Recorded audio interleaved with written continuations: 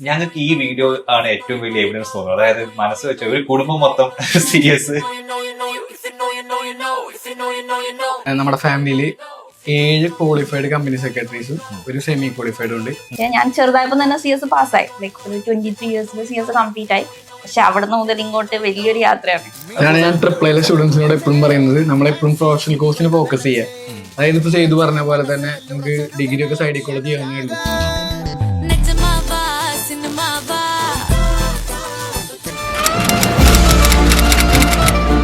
കമ്പനിയിൽ company secretary ആയിട്ട് നമ്മൾ ജോയിൻ ചെയ്ത് കഴിഞ്ഞാൽ നമുക്ക് നമ്മൾ തന്നെ വേണമെങ്കിൽ ലിമിറ്റ് ചെയ്യാം. ഞാൻ ഇത് മാത്രം സെക്രട്ടറി കാര്യങ്ങൾ ചെയ്യുള്ളൂ. പക്ഷെ നമുക്ക് എന്റെ കംപ്ലൈന്റ് സ്വിംഗ് എന്ന് പറഞ്ഞാൽ കുറച്ചും കൂടി എക്സ്പാൻഡഡ് ആണ്. പാസ്സായി കഴിഞ്ഞാൽ നമുക്ക് അപ്പോയിന്റ്മെന്റ് വരിക. ഈ 3 പ്രൊഫഷനെ കമ്പാരിറ്റീവ്ലി ഞാൻ പറയാണ്, CS ആയതുകൊണ്ട് പറയുന്നതല്ല, നമുക്ക് കറക്റ്റ് ഡയറക്റ്റ് ബോർഡിലാണ് അപ്പോയിന്റ്മെന്റ് വരിക. അതായത് ഈ കമ്പനിയുടെ ഏറ്റവും ടോപ്പ് മോസ്റ്റ് പൊസിഷനിൽ അപ്പോയിന്റ്മെന്റ് വരും. ഇത്രയും സ്ട്രഗിൾ ചെയ്തിട്ട് അത് പഠിച്ചിട്ടുണ്ടെങ്കിൽ ഞാൻ പഠിച്ചാൽ മതി. ഇങ്ങനൊരു എഫേർട്ട് ഇട്ടാൽ മതി. എഫേർട്ട് ഇട്ട് കഴിഞ്ഞാൽ നമ്മളത് പാസ്സാവും. അതിന് കുറച്ച് ടൈമോ അതിന് വേണ്ടി കൺസിസ്റ്റന്റ് ആയിട്ട് ഇരിക്കണമെന്നേ ഉള്ളൂ. ആ സമയത്ത് അത് നമ്മൾ കൺസിസ്റ്റന്റ് ആയിട്ട് അത് ഫോളോ ചെയ്യണമെന്നേ ഉള്ളൂ. ആ ഐഡിയ മനസ്സിലാക്കി കഴിഞ്ഞാൽ നമുക്ക് എന്ത് ചെയ്യാം, പ്രോബ്ലം പേപ്പറിൽ പെട്ടെന്ന് പാസ്സാകാൻ സാധിക്കും. നമ്മളുടെ ഒരു സ്കില്ലിനെ ഡിപ്പെൻഡ് ചെയ്തിരിക്കുന്നുള്ളൂ. ഇത് ഈവൺ ഇപ്പൊ CA ആണെങ്കിലും CMA ആണെങ്കിലും ഏതെടുത്താലും ജോബിന് ഒരു പ്രശ്നമില്ല. നമുക്ക് മാർക്കറ്റിൽ ഇറങ്ങിയ ജോലി കിട്ടും. ഇവിടെ എന്റെ അച്ഛൻ വരെ പറഞ്ഞു, ഇപ്പൊ നീ വിട്ടോ, നിനക്ക് ഇഷ്ടമുള്ള പണിക്ക് നീ പോയിക്കോ, നീ don't cry every time. Capability ഉണ്ട്. നീ ജസ്റ്റ് ഹാർഡ് വർക്ക് മാത്രം ഇട്ടാൽ മതി. നീ CS ആയിട്ട് നീ എന്തോ ചെയ്തോ. എല്ലാരും നോക്കുന്ന ജോലിയാണ്. ജോലി എന്ന് പറഞ്ഞാൽ നമ്മുടെ നാട്ടിൽ നല്ല സാലറി കിട്ടുകയാണെങ്കിൽ നമ്മൾ പുറത്ത് ഒരുപാട് ഒരു 3-4 ലക്ഷം ഉണ്ടാക്കുന്നത് ഇവിടെ ഒരു 1.5-2 ലക്ഷം ഉണ്ടാക്കാൻ പറ്റുകയാണെങ്കിൽ വളരെ നല്ലത് ഇവിടെ ഉണ്ടാക്കാൻ പറ്റുന്നതാണ് ഞാൻ പറയുന്നത്. +1 +2 സയൻസ് ആയിരുന്നു. അതും സയൻസ് വിത്ത് മാത്സ് ആയിരുന്നു. നീറ്റ് എഴുതി, കീം എഴുതി, എൻട്രൻസ് എക്സാം ഫുൾ എഴുതിയതിന് ശേഷമാണ് ഞാൻ CS ജോയിൻ ചെയ്യുന്നതും CS ഫൗണ്ടേഷൻ എക്സാം എഴുതുന്നത്. ഞാനൊക്കെ ഒരു ഒപ്പിടുന്ന സമയത്ത് 10 പ്രാവശ്യം ചിന്തിക്കാറുണ്ട്, ഈ ഒപ്പിട് ഇട്ട് കഴിഞ്ഞാൽ എന്താണ് വരുന്ന കോൺസിക്വൻസസ്, എന്താണ് ഇത് എന്നെ എഫക്ട് ചെയ്യൂ. ഇതിൽ ആരെങ്കിലും ഒരാൾ പറയാണ് നമുക്ക് പറ്റില്ല, നിർത്തി മതി എന്ന് ചിന്തിച്ച് അവിടെ നമ്മൾ തോറ്റു. അവിടെ നിന്ന് നമുക്ക് ലൈഫില്ല. അതുകൊണ്ട് ആ ഒരു കാര്യം എത്ര ആൾക്കാർ സീരിയസ് ആയി എടുക്കുന്നു അവരൊക്കെ പാസ്സായി ഞാൻ കണ്ടിട്ടുണ്ട്. നമ്മളിങ്ങനെ കുറെ സിറ്റുവേഷൻസ് പറയുമ്പോൾ അവർക്ക് മനസ്സിലാവാറില്ല. കാരണം അവരെ പറഞ്ഞിട്ട് കാര്യമില്ല, അവർ ആ ഫീൽഡിനെ ഫേസ് ചെയ്യുന്നില്ല. പക്ഷെ അന്ന് നമ്മളെ കളിയാക്കിയ പല ആൾക്കാരും ഇന്ന് നമ്മുടെ ഫ്രണ്ടാന്ന് പറയുന്നത്. രാഹുലും സച്ചിനും എൻ്റെ ഫ്രണ്ടാ, ഞങ്ങളൊപ്പം പഠിച്ചതാണ്, അങ്ങനെ പറയുന്നത്. അപ്പൊ നമ്മുടെ ഒരു അച്ചീവ്മെന്റ് ആയിട്ടാണ് നമുക്ക് തോന്നുന്നത്. കമ്പനി സെക്രട്ടറി കോഴ്സ് ഒക്കെ ആവാൻ പാടല്ലേ, ഇതൊക്കെ പാസ്സാകും എന്നൊക്കെ ചോദിക്കുന്ന ആൾക്കാരോട് പഠിച്ചാൽ പാസ്സാവുന്ന കോഴ്സാണ് ഇതെന്ന് ഞാൻ പറയുന്നതിന് പകരം ഒരൊറ്റ കുടുംബത്തിൽ 8 കമ്പനി സെക്രട്ടറീസിനെ ഞാൻ കാണിച്ചങ്ങ് തന്നാലോ. നമ്മളിപ്പോൾ പോകുന്നത് നമ്മുടെ രാഹുൽ സാറിന്റെ വീട്ടിലേക്കാണ്. അവിടെ രാഹുൽ സാറ് മാത്രമല്ല CS ആയി ക്വാളിഫൈ ആയിട്ടുള്ള ഒരു കൂട്ടം ആളുകൾ നമ്മൾ കാണാൻ പോവുകയാണ്. അവരുടെ സ്റ്റോറി നമുക്ക് കേൾക്കാം. അപ്പോൾ പോലെ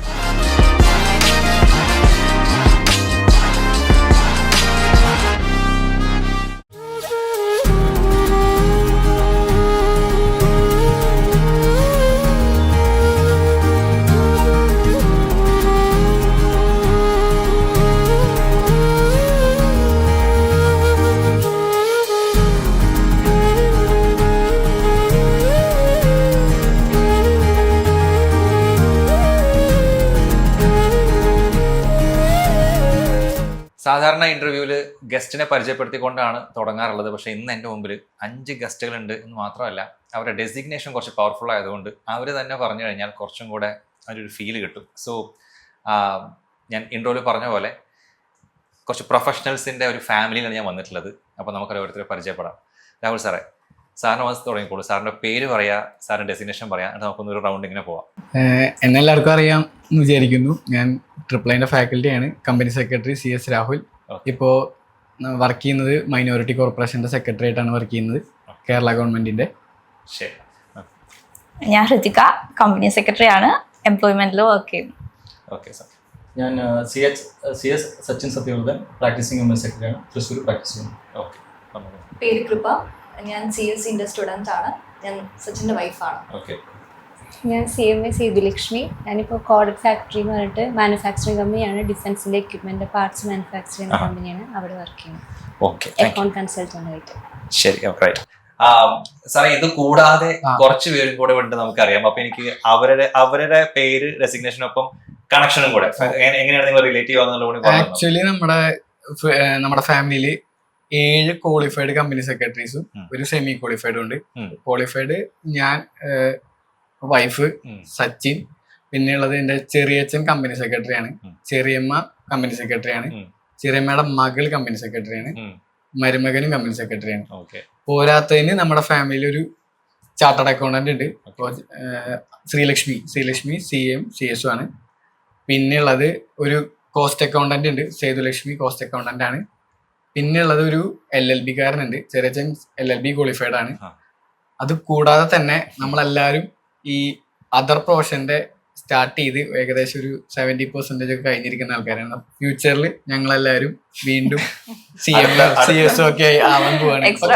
കറന്റ്ലി നമ്മുടെ ഫാമിലിയിൽ 7 കമ്പനി സെക്രട്ടറി, ഒരു സെമി ക്വാളിഫൈഡ്, ഒരു ചാർട്ടേഡ് അക്കൗണ്ടന്റ്, ഒരു കോസ്റ്റ് അക്കൗണ്ടന്റ്, ഒരു LLB. ഇത്ര ആൾക്കാരുണ്ട്. എല്ലാരെയും ഈ സ്ട്രെങ്ത് മൊത്തം ഇവിടെ ഇൻക്ലൂഡ് ചെയ്യിക്കാൻ പറ്റിയിട്ടില്ല.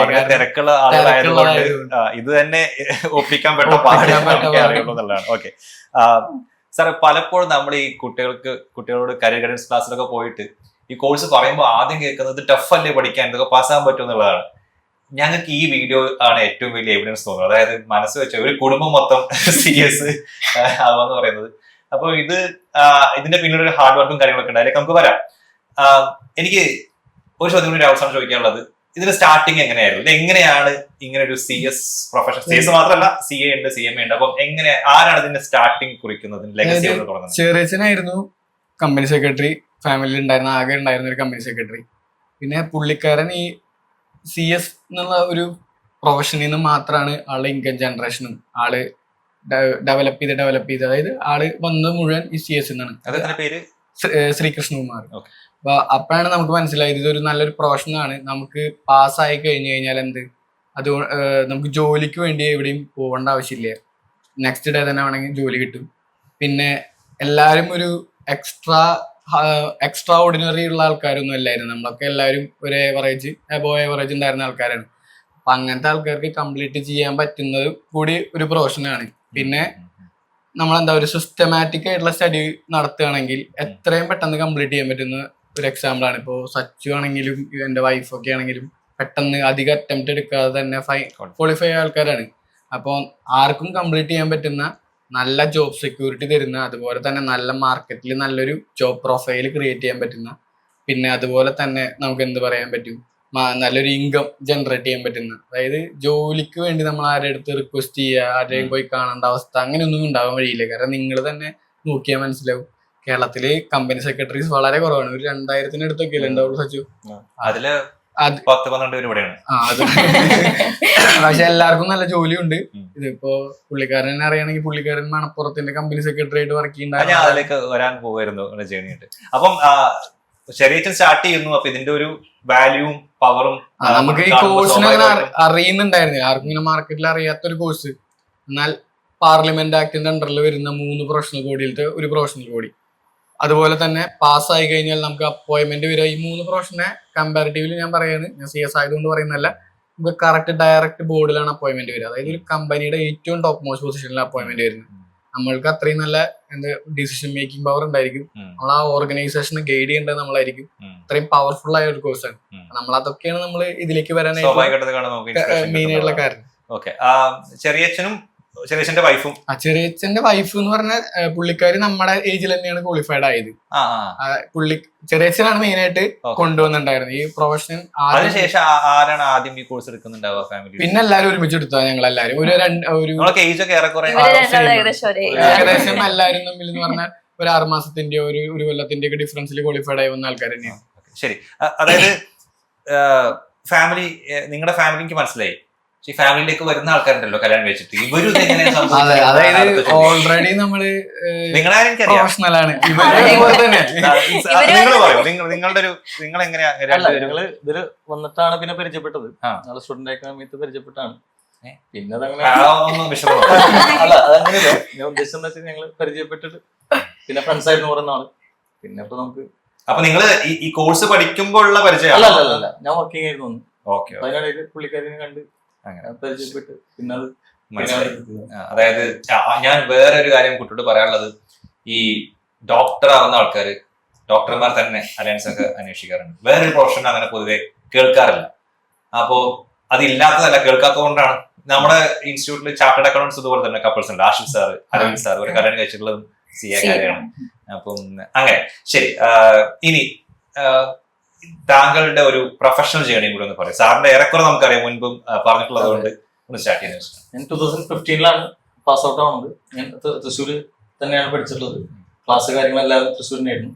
അത് കഴിഞ്ഞ് പാസ് ഔട്ട് കഴിഞ്ഞിട്ട് ഫസ്റ്റ് ചെന്നൈയിൽ ഒരു MNC കമ്പനിയാണ് ലാക്ടാരിസ് എന്ന് പറഞ്ഞിട്ട്. അത് ലോകത്തെ തന്നെ ഏറ്റവും വലിയ മിൽക്ക് ഡയറി ബിസിനസ് ചെയ്യുന്ന കമ്പനിയാണ്. അവരുടെ ഒരു ഇന്ത്യൻ സബ്സിഡറി ഉണ്ടായിരുന്നു. അതിലായിരുന്നു ഫസ്റ്റ് അപ്പോയിന്റ്മെന്റ് എന്റെ വന്നത് കമ്പനി സെക്രട്ടറി. അപ്പോൾ ഞാൻ ഫസ്റ്റ് ടൈമാണ് ഇവിടെ നിന്ന് വിട്ടിട്ട് ഒരു സ്ഥലത്തേക്ക് പോയിട്ട് വർക്ക് ചെയ്യുന്നത്. ഫസ്റ്റ് അന്ന് 23 years ഓൾഡ് ഉള്ളൂ. പിന്നെ നമുക്ക് അധികം എക്സ്പീരിയൻസ് ഇല്ല. ഇവൻ നമ്മൾ ചെറിയ കമ്പനീസിനെ വരെ ഹാൻഡിൽ ചെയ്തിട്ട് ഒരു വിജയില്ല. അപ്പൊ നമുക്ക് കിട്ടി. അതൊരു ഓപ്പർച്യൂണിറ്റി ചലഞ്ചിങ് ആയതുകൊണ്ട് പോയി. ഫസ്റ്റ് ടൈമാണ് മാറിയിരിക്കുന്നത്. ഇത്രയും വലിയ കമ്പനിയാണ്. പക്ഷെ ഞാൻ എക്സ്പെക്ട് ചെയ്തതിനേക്കാളും ചലഞ്ചിങ് ആയിരുന്നു. കാരണം MNC ആയതുകൊണ്ട് നമ്മുടെ ബോർഡിലെ എല്ലാ ആൾക്കാരും ഫോറിനേഴ്സ് ആയിരുന്നു. ഒരാൾ മാത്രമാണ് ഇന്ത്യൻ ഉണ്ടായിരുന്നുള്ളൂ.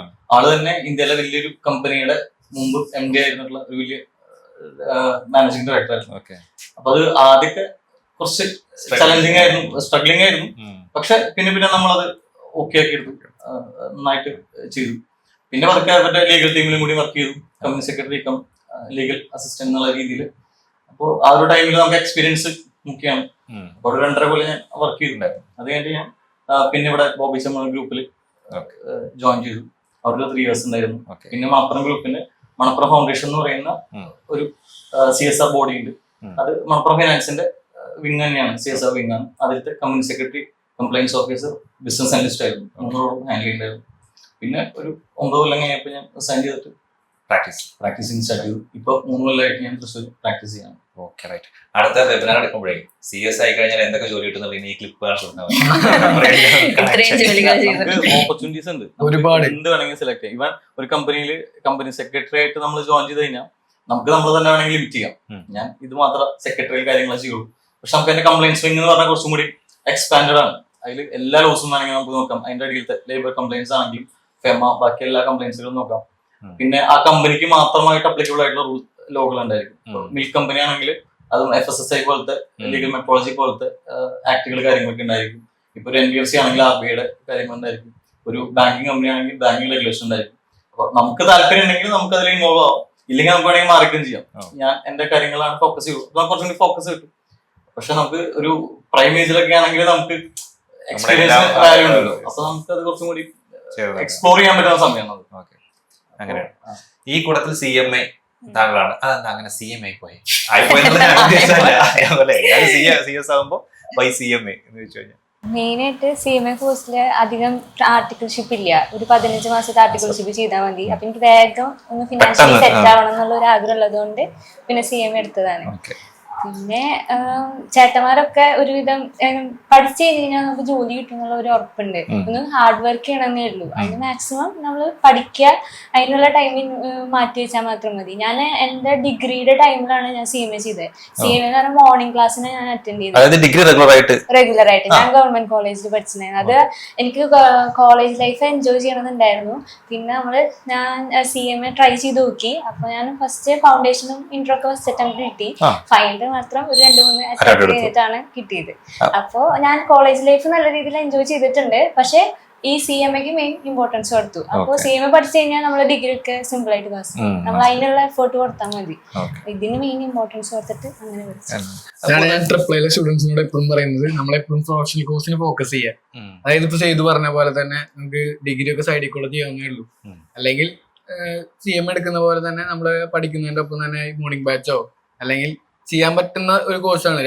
നമുക്കിപ്പോൾ അറ്റ് എ ടൈം ഡിഗ്രിയും അതുപോലെ പ്രൊഫഷണലും, അതായത് ഈ പ്രൊഫഷണൽ ആയത് CMA ആണെങ്കിലും കണ്ടിന്യൂ ചെയ്ത് കൊണ്ടുപോയി കഴിഞ്ഞാൽ നമ്മൾ ആ ഡിഗ്രി ഒക്കെ കംപ്ലീറ്റ് ചെയ്ത് വരുന്ന സമയത്ത് തന്നെ നമുക്കൊരു ജോബ് സെക്യൂരിറ്റി 100% ഉറപ്പായി ജോലി കിട്ടും. കാരണം ചെയ്തൊക്കെ എക്സാം പാസ്സായി ആ ഒരു ടൈം പാസ്സായി അത്രയും ഒരു 2 മാസത്തിനുള്ളിൽ അല്ല, പാസ്സാവുന്നതിന് മുമ്പ് മണപ്പുറത്തുണ്ടായിരുന്നു. അത് കഴിഞ്ഞ് പാസ്സായി തന്നെ ഊട്ടിയിലുള്ള ഡിഫൻസ് കമ്പനിയുടെ കോസ്റ്റിംഗ് ഡിപ്പാർട്ട്മെന്റിലാണ് ഇപ്പൊ വർക്ക് ചെയ്യുന്നത്. ഓക്കെ, ഞാൻ ആ ഒരു ക്വസ്റ്റ്യൻ ചോദിക്കാൻ നിൽക്കുന്നത്, അതായത് ഈ കോഴ്സുകളുടെ ഒരു ഗുണം എന്നുള്ളതാണ്, അതായത് ഇതിന് ഫൈനൽ ലെവൽ കംപ്ലീറ്റ് ചെയ്യണമെന്നില്ല. ഷോർട്ടായി പറയുകയാണെങ്കിൽ കോഴ്സ് കംപ്ലീറ്റ് ചെയ്തതിന് മുൻപ് തന്നെ പ്രൊഫഷനിലേക്ക് കയറാൻ പറ്റുന്ന കോഴ്സുകളാണ് എന്നുള്ളത് പറയും. അപ്പൊ ഇവിടെ നിങ്ങൾ എത്ര പേര് അങ്ങനെ? അതിന് ഏറ്റവും വലിയ എക്സാമ്പിൾ ആണ് കൃപ. അതായത് പുള്ളിക്കാരി സെമി ക്വാളിഫൈഡ് ആണ്. ഫൈനൽ സ്റ്റേജിലോട്ട്. അതായത് ഇനി കുറച്ചും കൂടി കഴിഞ്ഞാൽ ഫൈനൽ കംപ്ലീറ്റ് ചെയ്യും. പക്ഷെ ആൾക്ക് ട്രെയിനിങ് കംപ്ലീറ്റഡ് ആണ്, എക്സ്പീരിയൻസ് ഉണ്ട്, നോളജ് ഉണ്ട്. ആളൊരു നമ്മുടെ തൃശ്ശൂർ ഡിസ്ട്രിക്റ്റിലെ തന്നെ നല്ലൊരു ഓഡിറ്റിംഗ് ഫേമിന്റെ ലീഗൽ ആൻഡ് സെക്രട്ടറി. ഒന്ന് പറയോ എങ്ങനെയായിരുന്നു, എപ്പോഴാണ് എക്സാം കഴിഞ്ഞ് ഇങ്ങനെ ഇന്റർവ്യൂവിന് പോയത്, ആ കാര്യങ്ങൾ? ഞാൻ കോളേജ് കഴിഞ്ഞിട്ടാണ് ഈ CS കോഴ്സിലോട്ട് വന്നത്. ബിക്കോസ് എന്റെ അച്ഛൻ ICWA ഫൈനൽ ആയിരുന്നു. അപ്പൊ ഈ കുഡൻ കംപ്ലീറ്റ്, അതുകൊണ്ട് എന്നോട് അത് എടുക്കാൻ പറഞ്ഞു. ഇനീഷ്യലി എനിക്ക് ഇൻട്രസ്റ്റ് ഉണ്ടായിരുന്നില്ല ഇതിലോട്ട്.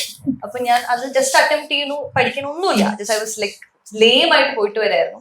അതിനുശേഷമാണ് കല്യാണം കഴിഞ്ഞപ്പോഴാണ് എനിക്ക് ഇവരൊക്കെയാണല്ലോ ഇൻസ്പിറേഷൻ. അപ്പൊ എനിക്ക് കണ്ട് മനസ്സിലായി ലൈക്ക് നമ്മള് അതിന് മുന്നേ ഞാൻ ടാറ്റയില് വർക്ക് ചെയ്യുന്നായിരുന്നു, മാർക്കറ്റിംഗ് ഡിപ്പാർട്ട്മെന്റിൽ. അതിന് മുന്നേ കോട്ടക്കിൽ വർക്ക് ചെയ്യുന്നുണ്ടായിരുന്നു. സോ എംപ്ലോയ്മെന്റ് എപ്പോഴും ഉണ്ടായിരുന്നു. പക്ഷെ ഇവരെ കണ്ടപ്പോഴാണ് യെസ് ലൈക്ക് അത് മാത്രമല്ല, ഫിനാൻഷ്യൽ ഇത് മാത്രമല്ല, കുറച്ചുകൂടി ഡിഗ്നിറ്റിയുടെ ഇതിലും എനിക്കൊരു ഇമ്പോർട്ടൻസ് തോന്നിയത് എന്റെ ഫാമിലിയെ കണ്ടപ്പോഴാണ്. സോ ഞാൻ അത് റീസ്റ്റാർട്ട് ചെയ്തു. ഞാൻ ഫസ്റ്റ് അത് റീസ്റ്റാർട്ട് ചെയ്ത ശേഷമാണ് ഞാൻ എന്റെ പേപ്പേഴ്സ് എല്ലാം ക്ലിയർ ചെയ്തത് ഇനീഷ്യൽ സ്റ്റേജില്. പിന്നെ അതിനിടയിൽ ഞാൻ ട്രെയിനിങ് കംപ്ലീറ്റ് ചെയ്തിട്ടുണ്ടായിരുന്നു. ഇപ്പൊ ഞാനൊരു ലീഗൽ ഫേമിൽ വർക്ക് ചെയ്യുന്നുണ്ട്. അപ്പൊ നമുക്ക് ലൈക്ക് ഒരു CS കംപ്ലീറ്റ് ചെയ്യുന്ന CS കംപ്ലീറ്റ് ചെയ്യുന്ന മുന്നേ തന്നെ ആ ഒരു ലെവലിൽ ഇരുന്ന് നമുക്ക് ആ ഒരു എംപ്ലോയ്മെന്റ് രീതിയിൽ നമുക്ക് ഇത് ചെയ്യാൻ പറ്റും. ഇവിടെ 3 സ്ത്രീകളോട് ചോദിക്കുകയാണ്. പലപ്പോഴും കുട്ടികൾ ചോദിക്കുന്ന ഡൗട്ടുകളൊന്ന്, നമ്മുടെ ഓഡിയൻസിൽ പെൺകുട്ടികളുണ്ടെങ്കിൽ നമ്മുടെ ലോകം അത്ര ഈക്വാലിറ്റിയൊന്നും അല്ല പോകുന്നുള്ളത് കൊണ്ട് എപ്പോഴും കുട്ടികൾ കുറച്ചധികം കൺസേൺസ് ഉണ്ടാവാറുണ്ട്. നമ്മൾ ഒരു സ്ത്രീ ആണെങ്കിൽ ഈ പ്രൊഫഷനിലേക്ക് വരുമ്പോൾ എങ്ങനെയാണ് അതിന്റെ ഒരു ഓപ്പർച്യൂണിറ്റിയും കാര്യങ്ങളൊക്കെ എന്നുള്ളത്. അപ്പം ആ രീതിയിൽ എങ്ങനെയാണ് കമ്പനി സെക്രട്ടറി എന്നുള്ള റോളിലേക്ക് ഒരു ജെൻഡറിന് എന്തെങ്കിലും തരത്തിലുള്ള പ്രശ്നങ്ങൾ അവിടെ ഉണ്ടോ, എങ്ങനെയാണെന്ന് ചോദിക്കും. പൊതുവിൽ എങ്ങനെയാണ് ആ റോള് സ്ത്രീകളെ സംബന്ധിച്ച് ഹൃദയം പറയും? ഞാനോ? ഓക്കെ, ഇപ്പം ഞാനൊരു ഗേൾ ആണ്. പക്ഷെ ഞാൻ ചെറുതായപ്പോൾ തന്നെ CS പാസ്സായി. ലൈക്ക് ഒരു 23 ഇയേഴ്സിൽ CS കംപ്ലീറ്റ് ആയി. പക്ഷെ അവിടെ നിന്ന് മുതൽ ഇങ്ങോട്ട് വലിയൊരു യാത്രയാണ്. കല്യാണം കഴിഞ്ഞു, കുട്ടി ഉണ്ടായി. പക്ഷെ എനിക്ക് മെറ്റേണിറ്റി ലീവ് കിട്ടി. CS ജോബ് കിട്ടാനും എനിക്ക് അധികം ബുദ്ധിമുട്ട് വന്നില്ല. CS പാസ്സാവാൻ തന്നെ ജോബിൽ കയറിയിട്ടുണ്ട്. അങ്ങനെ പോകുമ്പോഴാണ് കല്യാണം കഴിഞ്ഞതും കുട്ടിയായതും ഒക്കെ. അപ്പം അവിടെ എനിക്ക് ഇങ്ങനെ ഒരു ഡിഫറൻസ് ഒന്നും എനിക്ക് ഒരു തരത്തിലും എനിക്ക് വന്നിട്ടില്ല. എനിക്ക് നല്ലത് മാത്രമേ ചെയ്തിട്ടുള്ളൂ. അപ്പം എനിക്ക് ഈ ഒരു ടൈമിൽ എനിക്ക് എന്റെ ഫാമിലിക്ക് വേണ്ടി ടൈം സ്പെൻഡ് ചെയ്യാൻ പറ്റുന്നുണ്ട്. കൂടെ വർക്ക് ഫ്രം ഹോം എനിക്ക് തന്നിട്ടുണ്ട്, എന്റെ കമ്പനി എനിക്ക് അത് അലോ ചെയ്തു. അപ്പം മോന്റെ കാര്യവും നല്ലോണം നോക്കാൻ പറ്റുന്നുണ്ട്. ഫാമിലി ആണെങ്കിലും ഇപ്പൊ ഹസ്ബൻഡിന്റെ കാര്യമാണെങ്കിലും നോക്കാൻ പറ്റുന്നുണ്ട്. കുറച്ചൊക്കെ ഹസ്ബൻഡിന്റെ ഫാമിലിന്റെ കൂടെ നിൽക്കാൻ പറ്റും, കുറച്ച് എന്റെ ഫാമിലിന്റെ കൂടെ നിൽക്കും, എല്ലാം മാനേജ് ചെയ്യാൻ പറ്റുന്നുണ്ട്. അതുകൊണ്ട് എനിക്ക് പ്രൊഫഷൻ ഭയങ്കര ഇഷ്ടമാണ്, കംഫർട്ടബിൾ ആണ്. മനസ്സിലായി. ഇനി ഇതിന്റെ ഒരു പൊതുവെ പറയാറുണ്ട് CS എന്ന് പറയുന്നത് തിയറി ഓറിയന്റഡ് ആണ് അതിന്റെ സബ്ജക്ട്സ് എന്ന് പറയുന്നത്. ഞാൻ കുറച്ചുകൂടി കുട്ടികളുടെ പെർസ്പെക്റ്റീവ് ചോദിക്കുകയാണ്, ഇത്രയും പേരുള്ളതുകൊണ്ട്. അപ്പം നിങ്ങൾ ഇതിന്റെ പ്രിപ്പറേഷൻ സമയത്തും പിന്നെ ഇപ്പോൾ നിങ്ങൾ പ്രൊഫഷനിലേക്ക് എത്തുമ്പോഴൊക്കെ ഈ പ്രോബ്ലം ഇഷ്ടപ്പെടുന്ന ഒരാൾ, പ്രോബ്ലം ആണ് അയാളുടെ ഒരു ഏരിയ എന്ന് വിചാരിക്കുക. പക്ഷെ അത് കമ്പനി സെക്രട്ടറി ആണെന്ന് തോന്നി, കാരണം ഇതിന്റെ ഒരു വാല്യൂ കുറവ് കണ്ടിട്ട്. അപ്പൊ ഇയാൾ കഷ്ടപ്പെടുമോ? അതോ അങ്ങനെ ഒരാളോട് എന്താ നിങ്ങൾ അഡ്വൈസ് ചെയ്യുക? നിങ്ങൾ ഇത് എടുക്കേണ്ട, CM എടുത്തു എന്ന് പറയോ, അതോ നിങ്ങൾ ട്രൈ ചെയ്യും? എങ്ങനെയാണ് നിങ്ങൾ പറയുക? അതായത് ചുരുക്കി പറഞ്ഞാൽ ഒരാൾക്ക് തിയറിയേക്കാൾ കൂടുതൽ പ്രോബ്ലം ആണ് അയാളുടെ കംഫർട്ട് സോൺ, പക്ഷെ അയാൾക്ക് CS ആവണം. What would you recommend? ഞാൻ റെക്കമെൻഡ് ചെയ്യുക ആയിട്ട് CA അല്ലെങ്കിൽ CMA ആയിരിക്കും. കാരണം വെച്ചാൽ CS ആണെങ്കിൽ നമുക്ക് കണ്ടിന്യൂസ്ലി ലോകളിൽ നമുക്കൊരു ഡെപ്ത് ആയിട്ട് നോളജ് വേണം. അതിനെ ഇന്റർപ്രറ്റ് ചെയ്യാനുള്ള സ്കില്ല് വേണം, ഡ്രാഫ്റ്റിംഗ് സ്കില്ല് കാര്യങ്ങൾ വേണം. അപ്പോ സാധാരണ ഞാൻ കണ്ടിട്ടുള്ളത് കുട്ടികൾ പ്രോബ്ലം പഠിക്കുന്ന ആൾക്കാർ അതിന്റെ സ്റ്റെപ്സ് കാര്യങ്ങൾ ഫോമിലൊക്കെ പഠിച്ചു കഴിഞ്ഞാൽ അവർക്ക് അതിന്റെ ഒരു ബാക്ക്ഗ്രൗണ്ട് അറിഞ്ഞു കഴിഞ്ഞാൽ അവർക്ക് ഏത് പ്രോബ്ലത്തിലാണെങ്കിലും അത് അപ്ലൈ ചെയ്തിട്ട് സോൾവ് ചെയ്യാൻ പറ്റും. പക്ഷെ അത് ലോ എന്ന് പറഞ്ഞു കഴിഞ്ഞാൽ നമ്മൾ ആ ഒരു കോൺസെപ്റ്റ് പിടിച്ച് അതിന്റെ ലീഗൽ വേർഡിങ്സ് പഠിക്കണം. നമ്മൾ നമ്മുടെ ലാംഗ്വേജിൽ എഴുതി കഴിഞ്ഞാൽ ചിലപ്പോൾ അതിന്റെ ഇന്റർപ്രിട്ടേഷൻ മാറിപ്പോകും. അപ്പോൾ അതിനെ നമുക്ക് കുറച്ച് ചില സമയങ്ങളിൽ നമുക്ക് കുറച്ച് ഒന്ന് ഡെപ്തിൽ കുറച്ച് പോയിട്ട് ലോ പഠിക്കുന്ന രീതിയിലാണ് പഠിക്കേണ്ടി വരും. അപ്പൊ രണ്ട് മെത്തേഡിലാണ് പഠിക്കുന്നത്. ഞാൻ ബേസിക്കലി എനിക്ക് തിയറി പഠിക്കാൻ ഭയങ്കര ഇഷ്ടമുള്ള പ്രശ്നം. എനിക്ക് പ്രോബ്ലംസ് അധികം ഇല്ലാതാണ്. പക്ഷെ ഞാൻ CMA പഠിക്കുന്നുണ്ട്. അപ്പൊ ഞാൻ ഇപ്പൊ പ്രോബ്ലംസ് പഠിച്ചു തുടങ്ങി. പക്ഷെ ബെറ്റർ ആണ്, പക്ഷെ പറ്റായൊന്നുമില്ല. ഒരാൾ വിചാരിക്കുകയാണ് എനിക്ക് CS മതി, പക്ഷെ എനിക്ക് പ്രോബ്ലംസ് ഇഷ്ടമാണ്. ഇതില് CS തന്നെ ഒരു 40-50% പേപ്പേഴ്സ് പ്രോബ്ലംസും ഉണ്ട്. ഹാർഡ് വർക്കിന്റെ ലെവൽ ഒന്ന് കൂട്ടേണ്ടി വരും. നമ്മൾ കൺസിസ്റ്റൻസി ആ ഒരു മേഖലയിൽ കുറച്ചും കൂടി ഫോക്കസ് ചെയ്യേണ്ടി വരുന്നു മാത്രം. പിന്നെ പേഷ്യൻസ് എന്ന് പറയുന്ന സംഭവം ഉണ്ട്, ക്ഷമ. അതാണ് ഏറ്റവും ഇമ്പോർട്ടന്റ്. പ്രോബ്ലം സച്ച് പറഞ്ഞെങ്കിൽ കുറച്ചും കൂടി ഒന്ന് മോഡിഫൈ ചെയ്ത് ഞാൻ പറയാണ്.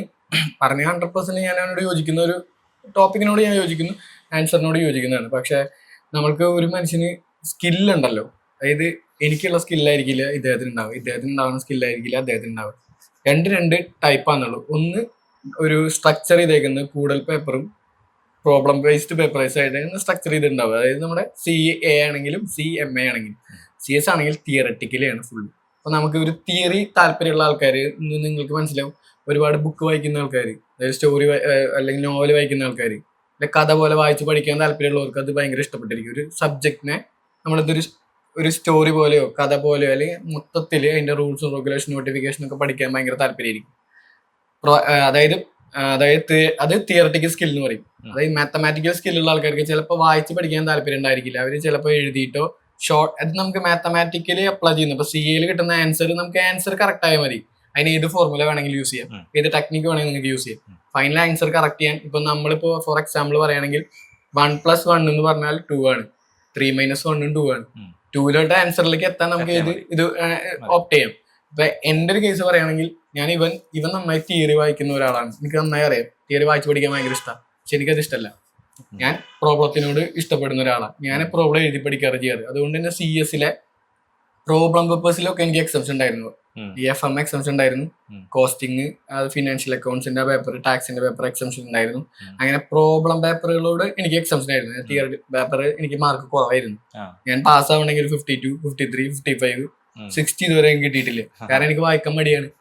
പക്ഷെ അത് നമ്മളുടെ സ്കില്ലാണ്. ഇപ്പൊ ഒരാൾക്ക് പ്രോബ്ലത്തിനോടാണ് താല്പര്യം, എഴുതി പഠിക്കാനാണ് താല്പര്യം, ജസ്റ്റ് നമുക്ക് കിട്ടുന്ന പ്രോബ്ലം പേപ്പറുകളൊന്നും എഴുതി പഠിക്കുകയാണ്, പെട്ടെന്ന് മനസ്സിലാക്കി അത് കാര്യം മനസ്സിലാക്കി കഴിഞ്ഞാൽ നമുക്ക് അതിന്റെ ആ റൂളും അതിന്റെ കാര്യങ്ങളും, അതായത് എങ്ങനെയാണ് അതിലോട്ട് എത്തുന്നത്, അതിന്റെ ഫോർമുലാസും കാര്യങ്ങളൊക്കെ മനസ്സിലാക്കി നമുക്ക് അതിലേക്ക് എത്താൻ പറ്റും.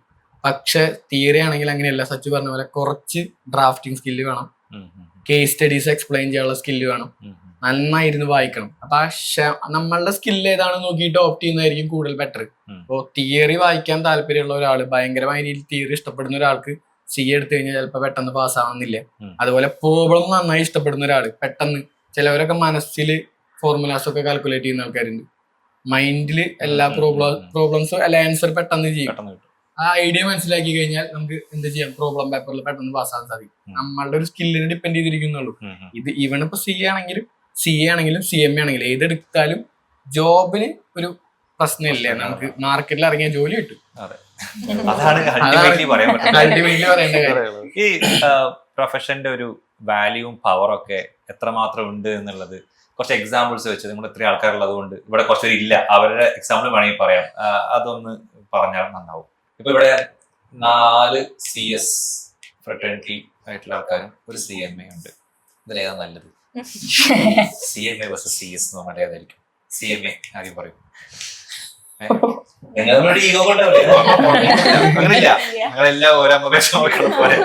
അതിന് ഏറ്റവും നല്ലൊരു എക്സാമ്പിൾ പറയാന്ന് ശേഷം ഞാൻ പറഞ്ഞുതരാം. നമ്മളിപ്പോ ഒരു ഡോക്ടറെ കാണുന്നു വിചാരിക്കാം. ഡോക്ടറെ കാണാൻ ഓർത്തോ ഉണ്ട്, കാർഡിയോ ഉണ്ട്, ന്യൂറോ ഉണ്ട്. ഇതിലേതാ നല്ലത്? ഒരു ബോഡിയുടെ 3 പാർട്ടല്ലേ, അല്ല 3 ഏരിയാസ് അല്ലെ? എന്നാലും ഓർത്തോനേക്കാൾ നല്ലത് ഓർത്തോ ഇല്ല, കാലിന്റെ എല്ലൊടിഞ്ഞ് മുട്ടുപോയി അല്ലെങ്കിൽ അങ്ങനത്തെ പ്രശ്നം. ഓർത്തോ ഉണ്ട് അല്ലെ, ഓർത്തോ, കാർഡിയോ, ന്യൂറോ. ഇതാണ് ഏറ്റവും നല്ല എക്സാമ്പിൾ. അതുപോലെ ഒരു കമ്പനി എടുത്തു കഴിഞ്ഞാൽ കമ്പനിക്ക് 3 ഏരിയാസ് ഉണ്ട്. അതായത് ലീഗൽ ഉണ്ടായി, അല്ല സെക്രട്ടറിയൽ, പിന്നെ കോസ്റ്റിംഗ് റിലേറ്റഡ്, അതേപോലെ CA കാരൻ നോക്കുന്ന അതിന്റെ ഓഡിറ്റ്സ്, അതുപോലെ ഫിനാൻഷ്യൽ അക്കൗണ്ട്സ് പ്രിപ്പറേഷൻ, അതിന്റെ ഇന്റേണൽ ഓഡിറ്റ്, സ്റ്റാറ്റ്യൂട്ടറി ഓഡിറ്റ്, അങ്ങനത്തെ റിലേറ്റഡ് മാറ്റർ ആയിരിക്കും. ഒരു മാനുഫാക്ചറിങ് കമ്പനി എടുക്കാന്ന് വിചാരിക്കുക. വളരെ സിമ്പിൾ ആയിട്ട് പറയുകയാണെങ്കിൽ നമ്മൾ എടുക്കുന്ന ഒരു വോക്സ് വാഗന്റെ കാർ ഉണ്ടാക്കുകയാണ്. ആ കാറ് 10 ലക്ഷത്തിന് ഉണ്ടാക്കിയിട്ട് കോസ്റ്റ് വന്ന് 10 ലക്ഷമാണ്. 8 ലക്ഷത്തിന് കൊടുത്താൽ നമുക്ക് പ്രോഫിറ്റ് ഇല്ല. ഒരു 12 ലക്ഷത്തെങ്കിലും വിറ്റാലാണ് 2 ലക്ഷം പ്രോഫിറ്റ് കിട്ടുന്നത്. നമുക്ക് എങ്ങനെ കോസ്റ്റ് യൂട്ടിലൈസ് ചെയ്യാം, കോസ്റ്റ് മിനിമൈസ് ചെയ്യാം, കോസ്റ്റ് റിലേറ്റഡ് ആസ്പെക്ട്സ് ആയിരിക്കും അവർ നോക്കുന്നുണ്ടാവുക. CMA കാര്യം മെയിൻ ആയിട്ടും production and manufacturing related companies ആയിരിക്കും. കമ്പനി സെക്രട്ടറി എന്ന് പറഞ്ഞാൽ ആ കമ്പനിനെ കൺട്രോൾ ചെയ്യുക, അതായത് ലീഗല്, അതായത് അതിന്റെ ഇൻകോർപ്പറേഷൻ തൊട്ട് ഒരു കമ്പനിയുടെ ജനനം തൊട്ട് മരണം വരെ ഇവർ ഇൻവോൾവ് ആണ്. ഒരു കമ്പനി ഉണ്ടാക്കുന്ന കമ്പനി സെക്രട്ടറീസ് ആയിരിക്കും മെയിൻ ആയിട്ട്. വൈൻഡപ്പ് ചെയ്യുന്നതിലും വലിയ ഇമ്പോർട്ടന്റ് ആയിട്ടുള്ള പങ്ക് അവർ വഹിക്കുന്നുണ്ടായിരിക്കും. കമ്പനികൾ തമ്മിൽ മെർജ് ചെയ്യുക, അമാൽഗമേറ്റ് ചെയ്യുക, ഒരു കമ്പനിയെ ടേക്ക് ഓവർ ചെയ്യുക, റീകൺസ്ട്രക്ട് ചെയ്യുക, ഇതിലൊക്കെ നമ്മൾക്ക് വളരെ ഇൻവോൾവ്മെന്റ് ഉള്ള കാര്യങ്ങളാണ്. അതുപോലെ തന്നെ ഒരു കമ്പനിയുടെ ഏറ്റവും ടോപ്പ് മോസ്റ്റ് പൊസിഷനിൽ വരുന്നത് കൊണ്ട് തന്നെ ആ ബോർഡിനെ കറക്റ്റ് ഗൈഡ് ചെയ്യുക. അതുപോലെ അവർ ചെയ്യുന്ന മിസ്റ്റേക്കുകൾ അവരെ പറഞ്ഞ് മനസ്സിലാക്കി കൊടുക്കുക. അത് നമ്മുടെ ആക്ടിനും റൂളിനും പുറത്താണ് വർക്ക് ചെയ്യുന്നതെങ്കിൽ നമ്മൾ അതിൻ്റെ ഉള്ളിലേക്ക് കൊണ്ടുവരാൻ ചെയ്യുക. കറക്റ്റ് ആ കമ്പനിനെ മാനേജ് ചെയ്ത് കൊണ്ടുപോകേണ്ടത് ഒരു കമ്പനി സെക്രട്ടറിയാണ്. ഇപ്പൊ ഞാൻ പറയുകയാണെങ്കിൽ എന്റെ ബോർഡിൽ വലിയ വലിയ ഒഫീഷ്യൽസ് ഒക്കെ ഉണ്ട്. എന്നാലും നമ്മുടെ ബോർഡിന്റെ സ്ട്രക്ചർ നോക്കുകയാണെങ്കിൽ എത്ര വലിയ പോസ്റ്റിലുള്ള ആള് വന്നാലും സ്ട്രക്ചർ നോക്കുകയാണെങ്കിൽ ഫസ്റ്റ് വരിക മാനേജിംഗ് ഡയറക്ടറാണ്, നെക്സ്റ്റ് പേഴ്സൺ കമ്പനി സെക്രട്ടറി അല്ലേ, പിന്നെ CS, പിന്നെയാണ് വരുന്നത് whole time director, independent director, nominee director, എല്ലാരും വരുന്ന ബാക്കി പിന്നെ താഴത്തോട്ടാണ്. അപ്പൊ ചെയർമാന്റെ തൊട്ട് റൈറ്റ് സൈഡിൽ ഇരിക്കാനുള്ള റൈറ്റ് കമ്പനി സെക്രട്ടറിക്കാണ് അല്ല സച്ചു? ഇനി സച്ചുവിന്റെ എക്സാമ്പിൾ പറയട്ടെ. അല്ല എപ്പോഴും അൾട്ടിമേറ്റ് അതോറിറ്റി ചെയർമാൻ ആയിരിക്കും. ചെയർമാനാണ് ഒരു ഇന്റേണലി ഏറ്റവും കൂടുതൽ പവർ ഉണ്ടാവുക. അപ്പൊ നമ്മള് ആളെ അസിസ്റ്റ് ചെയ്യുക, എല്ലാ കാര്യങ്ങളും ഗൈഡ് ചെയ്യുക എന്നുള്ളൊരു റെസ്പോൺസിബിലിറ്റി ആണ്. നിങ്ങളുടെ ഒരു എക്സ്പീരിയൻസ് വെച്ചിട്ട്, പ്രൊഫഷണൽ എക്സ്പീരിയൻസ് വെച്ചിട്ട്, അതുപോലെ അറിയുന്ന മറ്റ് CS ഉണ്ടാവും. അപ്പം ഈ ഒരു പ്രൊഫഷൻ ക്വാളിഫൈ ആയി കഴിഞ്ഞാൽ നമുക്ക് എത്തിപ്പെടാൻ പറ്റുന്ന പോസ്റ്റുകളുടെ ഒരു വലുപ്പം, അതിന്റെ വാല്യൂ, അതിന്റെ പവർ, എക്സാമ്പിൾസ് വെച്ച് പറയണമെങ്കിൽ നന്നാവും. ഇപ്പോ ദേവ് ബാജ്പേയി എന്ന് പറഞ്ഞ കമ്പനി സെക്രട്ടറിനെ എല്ലാവർക്കും അറിയാമെന്ന് വിചാരിക്കുന്നു. പുള്ളിക്കാരന്റെ ഒരു കൊല്ലത്തെ സാലറി എന്ന് പറഞ്ഞാൽ എത്ര, 10-11 കോടിയോ 11 കോടി എങ്ങാണ്ടാണ്. ആ കമ്പനി മൊത്തം ഏതാ ഹിന്ദുസ്ഥാൻ ലിവർ കമ്പനി സെക്രട്ടറിയാണ്. അതുപോലെ എനിക്ക് പേര് പറയാൻ പറ്റാത്തത് കൊണ്ടാണ് എനിക്ക് അത്രയും പേഴ്സണൽ ആയിട്ട് കണക്ട് ചെയ്ത ഒരു കമ്പനി സെക്രട്ടറി ഉണ്ട്. പുള്ളിക്കാരൻ ഇപ്പൊ മലബാർ ബേസ്ഡ് ആണ്. മലബാർ എന്ന് പറഞ്ഞാൽ നമ്മുടെ കോഴിക്കോട് ബേസ്ഡ് ആയിട്ട് വർക്ക് ചെയ്യുന്ന ഒരാളാണ്. പുള്ളിക്കാരന്റെ ഒരു മന്ത്ലി സാലറി എന്ന് പറയുമ്പോൾ 15-16 ലക്ഷം രൂപ ഉണ്ട് തോന്നുന്നുണ്ട്. വിത്ത് പെർക്സ്. നമ്മുടെ കേരളത്തിൽ ഒരുപാട് ആൾക്കാരുണ്ട്. പറയാൻ പറ്റാത്തതുകൊണ്ടാണ് നമ്മൾ അതല്ല അവരുടെ പെർമിഷൻ ഇല്ലാതെ അവരുടെ പേര് റിവീൽ സാറ് എന്നോട് മുൻപൊരു ഇതുണ്ടല്ലോ, അതായത് നമ്മുടെ പല ക്വാളിഫിക്കേഷനും സമൂഹത്തിൽ ഭയങ്കര വാല്യൂ ഉണ്ടെന്ന് നമുക്ക് തോന്നുന്ന ക്വാളിഫിക്കേഷനും ചില സ്ഥലത്ത് എത്തുന്ന സമയത്ത് അതെ ഉറപ്പായിട്ടുണ്ട്. പക്ഷെ എനിക്കത് ഇവിടെ നമ്മളുടെ ആ ക്വാളിഫിക്കേഷൻ പറയാൻ പറ്റാത്തത് കൊണ്ടാണ്. എന്റെ ബോർഡിലും ഇതുപോലെ തന്നെ ഉണ്ട്. അതായത് സമൂഹത്തിൽ വളരെ ഇമ്പോർട്ടന്റ് ആണെന്ന് വിചാരിക്കും, പക്ഷെ കമ്പനി പോയിന്റ് ഓഫ് വ്യൂ എടുക്കുമ്പോൾ നമ്മുടെ കമ്പനി സെക്രട്ടറി തൊട്ട് താഴെയാണ് ആ പോസ്റ്റ് വരുന്നത്. അവരെ അവിടെയാണ് വരുന്നത്. അതിന് നമ്മളെ സ്ട്രക്ചർ ചെയ്തിട്ടുണ്ട്. KMPയുടെ സ്ട്രക്ചറിങ് വന്നിട്ടുണ്ട്. അതിന്റെ ഉള്ളിൽ വന്നു കഴിഞ്ഞാൽ നമുക്കറിയാം കമ്പനിയുടെ ഏറ്റവും ചെയർമാൻ എന്ന് പറഞ്ഞാൽ നമ്മുടെ പോയിന്റ് ഓഫ് വ്യൂ എന്താ, ഒന്നിലെ ചെയർമാൻ എന്ന് പറഞ്ഞാൽ ആ ബോർഡിനെ കൺട്രോൾ ചെയ്യുന്ന ആളാണ്. അത് ആ ചെയർമാൻ എന്ന് പറഞ്ഞു കഴിഞ്ഞാൽ പലപ്പോഴും ചെയർമാൻ മാറാൻ വേണമെങ്കിൽ ഈ ബോർഡിലുള്ള ചെയർമാൻ ആണെന്നില്ല അടുത്ത ബോർഡിലുള്ള ചെയർമാൻ. പക്ഷെ കമ്പനി സെക്രട്ടറി ഇങ്ങനെ മാറാൻ പറ്റില്ല. ഒരു കമ്പനി സെക്രട്ടറി ഇല്ലാതെ ഒരു കമ്പനിക്ക് 6 മാസം കൂടുതൽ പോകാൻ പറ്റില്ല. അതൊരു നോൺ കംപ്ലൈൻസ് ആയിട്ട് ട്രീറ്റ് ചെയ്യും. എന്നിട്ട് നമുക്ക് പെനാൽറ്റിയും വരും കമ്പനിക്ക്. ഇതില് ഇപ്പം കമ്പനി ബോർഡ് ഓഫ് ഡയറക്ടേഴ്സ് ആണല്ലോ ഇതിന്റെ പോളിസി മേക്ക് ചെയ്യുന്ന, ഒരു കമ്പനിയുടെ സ്ട്രാറ്റജി കാര്യങ്ങളൊക്കെ ഡിസൈഡ് ചെയ്യുന്ന ഏറ്റവും ടോപ്പിലായത്. അപ്പം ഇവരെന്ത് ചെയ്താലും ഇത് ഈ രാജ്യത്ത് നടപ്പിലാകുമോ ഇല്ലെന്ന് അഡ്വൈസ് ചെയ്യാൻ പറ്റുന്നത് കമ്പനി സെക്രട്ടറിക്കാണ്. ഞാൻ വളരെ ലേമാൻ ലാംഗ്വേജിൽ പറയുള്ളൂ. അപ്പം എനിക്ക് അറിയാമെങ്കിൽ വീണ്ടും ചോദിക്കുന്നത് എത്രമാത്രം ക്രൂഷ്യലാണ് ഇത്, ഏതൊക്കെ സാഹചര്യങ്ങളാണ് ശരിക്കും ഒരു CS ഉണ്ടാകുമ്പോൾ കമ്പനിക്ക് ഒരു ഗുണം കിട്ടുക, കുറച്ചും കൂടി എക്സാമ്പിൾസ് വെച്ചോണ്ട് പറയാൻ പറ്റും. അതായത് ഈ പെനാൽറ്റി ഫൈൻ ഒക്കെ കുറയ്ക്കാൻ പറ്റും, അങ്ങനത്തെ കാര്യങ്ങളൊക്കെ. അതായത് ഒരു കമ്പനിക്ക് എത്രമാത്രം നിങ്ങൾ കോർപ്പറേറ്റ് ഗവേണൻസ് എന്ന് പറയും. കോർപ്പറേറ്റ് ഗവേണൻസ് എന്ന് പറഞ്ഞു കഴിഞ്ഞാൽ ഒരു കമ്പനിക്കും സൊസൈറ്റിക്കും ഒക്കെ വേണ്ടിയിട്ട് കമ്പനിയുടെ ആസ്പെക്ടില് സൊസൈറ്റി ഇപ്പൊ CSR ആണെങ്കിലും സോഷ്യൽ റെസ്പോൺസിബിലിറ്റിയുടെ ആംഗിളിലൊക്കെ ആണെങ്കിലും അതിനെ ഇൻക്ലൂഡിംഗ് എംപ്ലോയീസ്, സ്റ്റേക്ക് ഹോൾഡേഴ്സ് എല്ലാവർക്കും വേണ്ടിയിട്ട് ബെസ്റ്റ് പോളിസീസും പ്രാക്ടീസും ഉണ്ടാക്കുന്നതാണ് നമ്മൾ കോർപ്പറേറ്റ് ഗവേണൻസ് എന്ന് പറയാം. അപ്പൊ അത് ഒരു കമ്പനിക്ക് ഫ്രെയിം ചെയ്യണമെങ്കിൽ കമ്പനി സെക്രട്ടറിയുടെ റോൾ എന്ന് പറഞ്ഞാൽ വളരെ ഇമ്പോർട്ടന്റ് ആണ്. അപ്പൊ നമ്മൾ തന്നെ ചെല്ലുമ്പോൾ ചിലപ്പോൾ ആ കമ്പനിയുടെ ഒരു കോർപ്പറേറ്റ് കൾച്ചറിൽ കംപ്ലൈൻസ് കൾച്ചർ വളരെ ഡള്ളായിരിക്കും. അതിനെ ഫോക്കസ് ചെയ്യുന്നില്ല. അപ്പൊ നമ്മൾ നോക്കുമ്പോൾ പ്രീവിയസ് ഹിസ്റ്ററി നോക്കുമ്പോൾ ഒരുപാട് ഫൈനുകൾ, പെനാൽറ്റികൾ, ഇത് ഫിനാൻഷ്യൽ മാറ്റേഴ്സ് മാത്രമല്ല, ഇത് കമ്പനിയുടെ ട്രാക്ക് റെക്കോർഡിന് മതിക്കുന്ന കാര്യങ്ങളത്. ഇപ്പൊ ഒരു കമ്പനി നമ്മുടെ തൃശ്ശൂരിലെ കമ്പനി ആണെങ്കിൽ ഫൈനൽ ലിസ്റ്റിംഗിന് പോകുമ്പോൾ ആ സമയത്തൊക്കെ കമ്പനിയുടെ മൊത്തം ട്രാക്ക് വരുന്നു. ഹിസ്റ്ററി ഫ്രം ഇൻസെപ്ഷൻ ഇൻകോർപ്പറേഷൻ തൊട്ടിട്ട് ഇതുവരെ ലിസ്റ്റിംഗ് ആണെങ്കിൽ അതുവരെ കമ്പനി ചെയ്ത ഡിഫോൾട്ടുകൾ, കാര്യങ്ങൾ, എത്ര കാര്യങ്ങളിൽ അവർ അതിനടച്ചുണ്ട്, പെനാൽറ്റികളുടെ സൈസ്, അതുപോലെ തന്നെ അവർ ചെയ്ത ഒഫൻസുകളുടെ ഇന്റൻസിറ്റി കാര്യങ്ങളൊക്കെ നോക്കും. ഇതൊക്കെ നോക്കിയിട്ടാണ് നമുക്ക് ലിസ്റ്റിംഗിന് അവർ അലവുകയുള്ളൂ. അപ്പോ ഒരു കമ്പനി സെക്രട്ടറി പ്രോപ്പർ ആയിട്ട് ഇപ്പൊ internal company secretary, whole time company secretary അല്ല, പുറത്തുനിന്നാണെങ്കിൽ ഇപ്പൊ നമ്മൾ പ്രാക്ടീസിംഗ് കമ്പനി സെക്രട്ടറി ആകുമ്പോൾ നമ്മൾ ഒരുപാട് ക്ലയൻസിനെ ഗൈഡ് ചെയ്യുന്നുണ്ട് പ്രോപ്പർ ആയിട്ട്.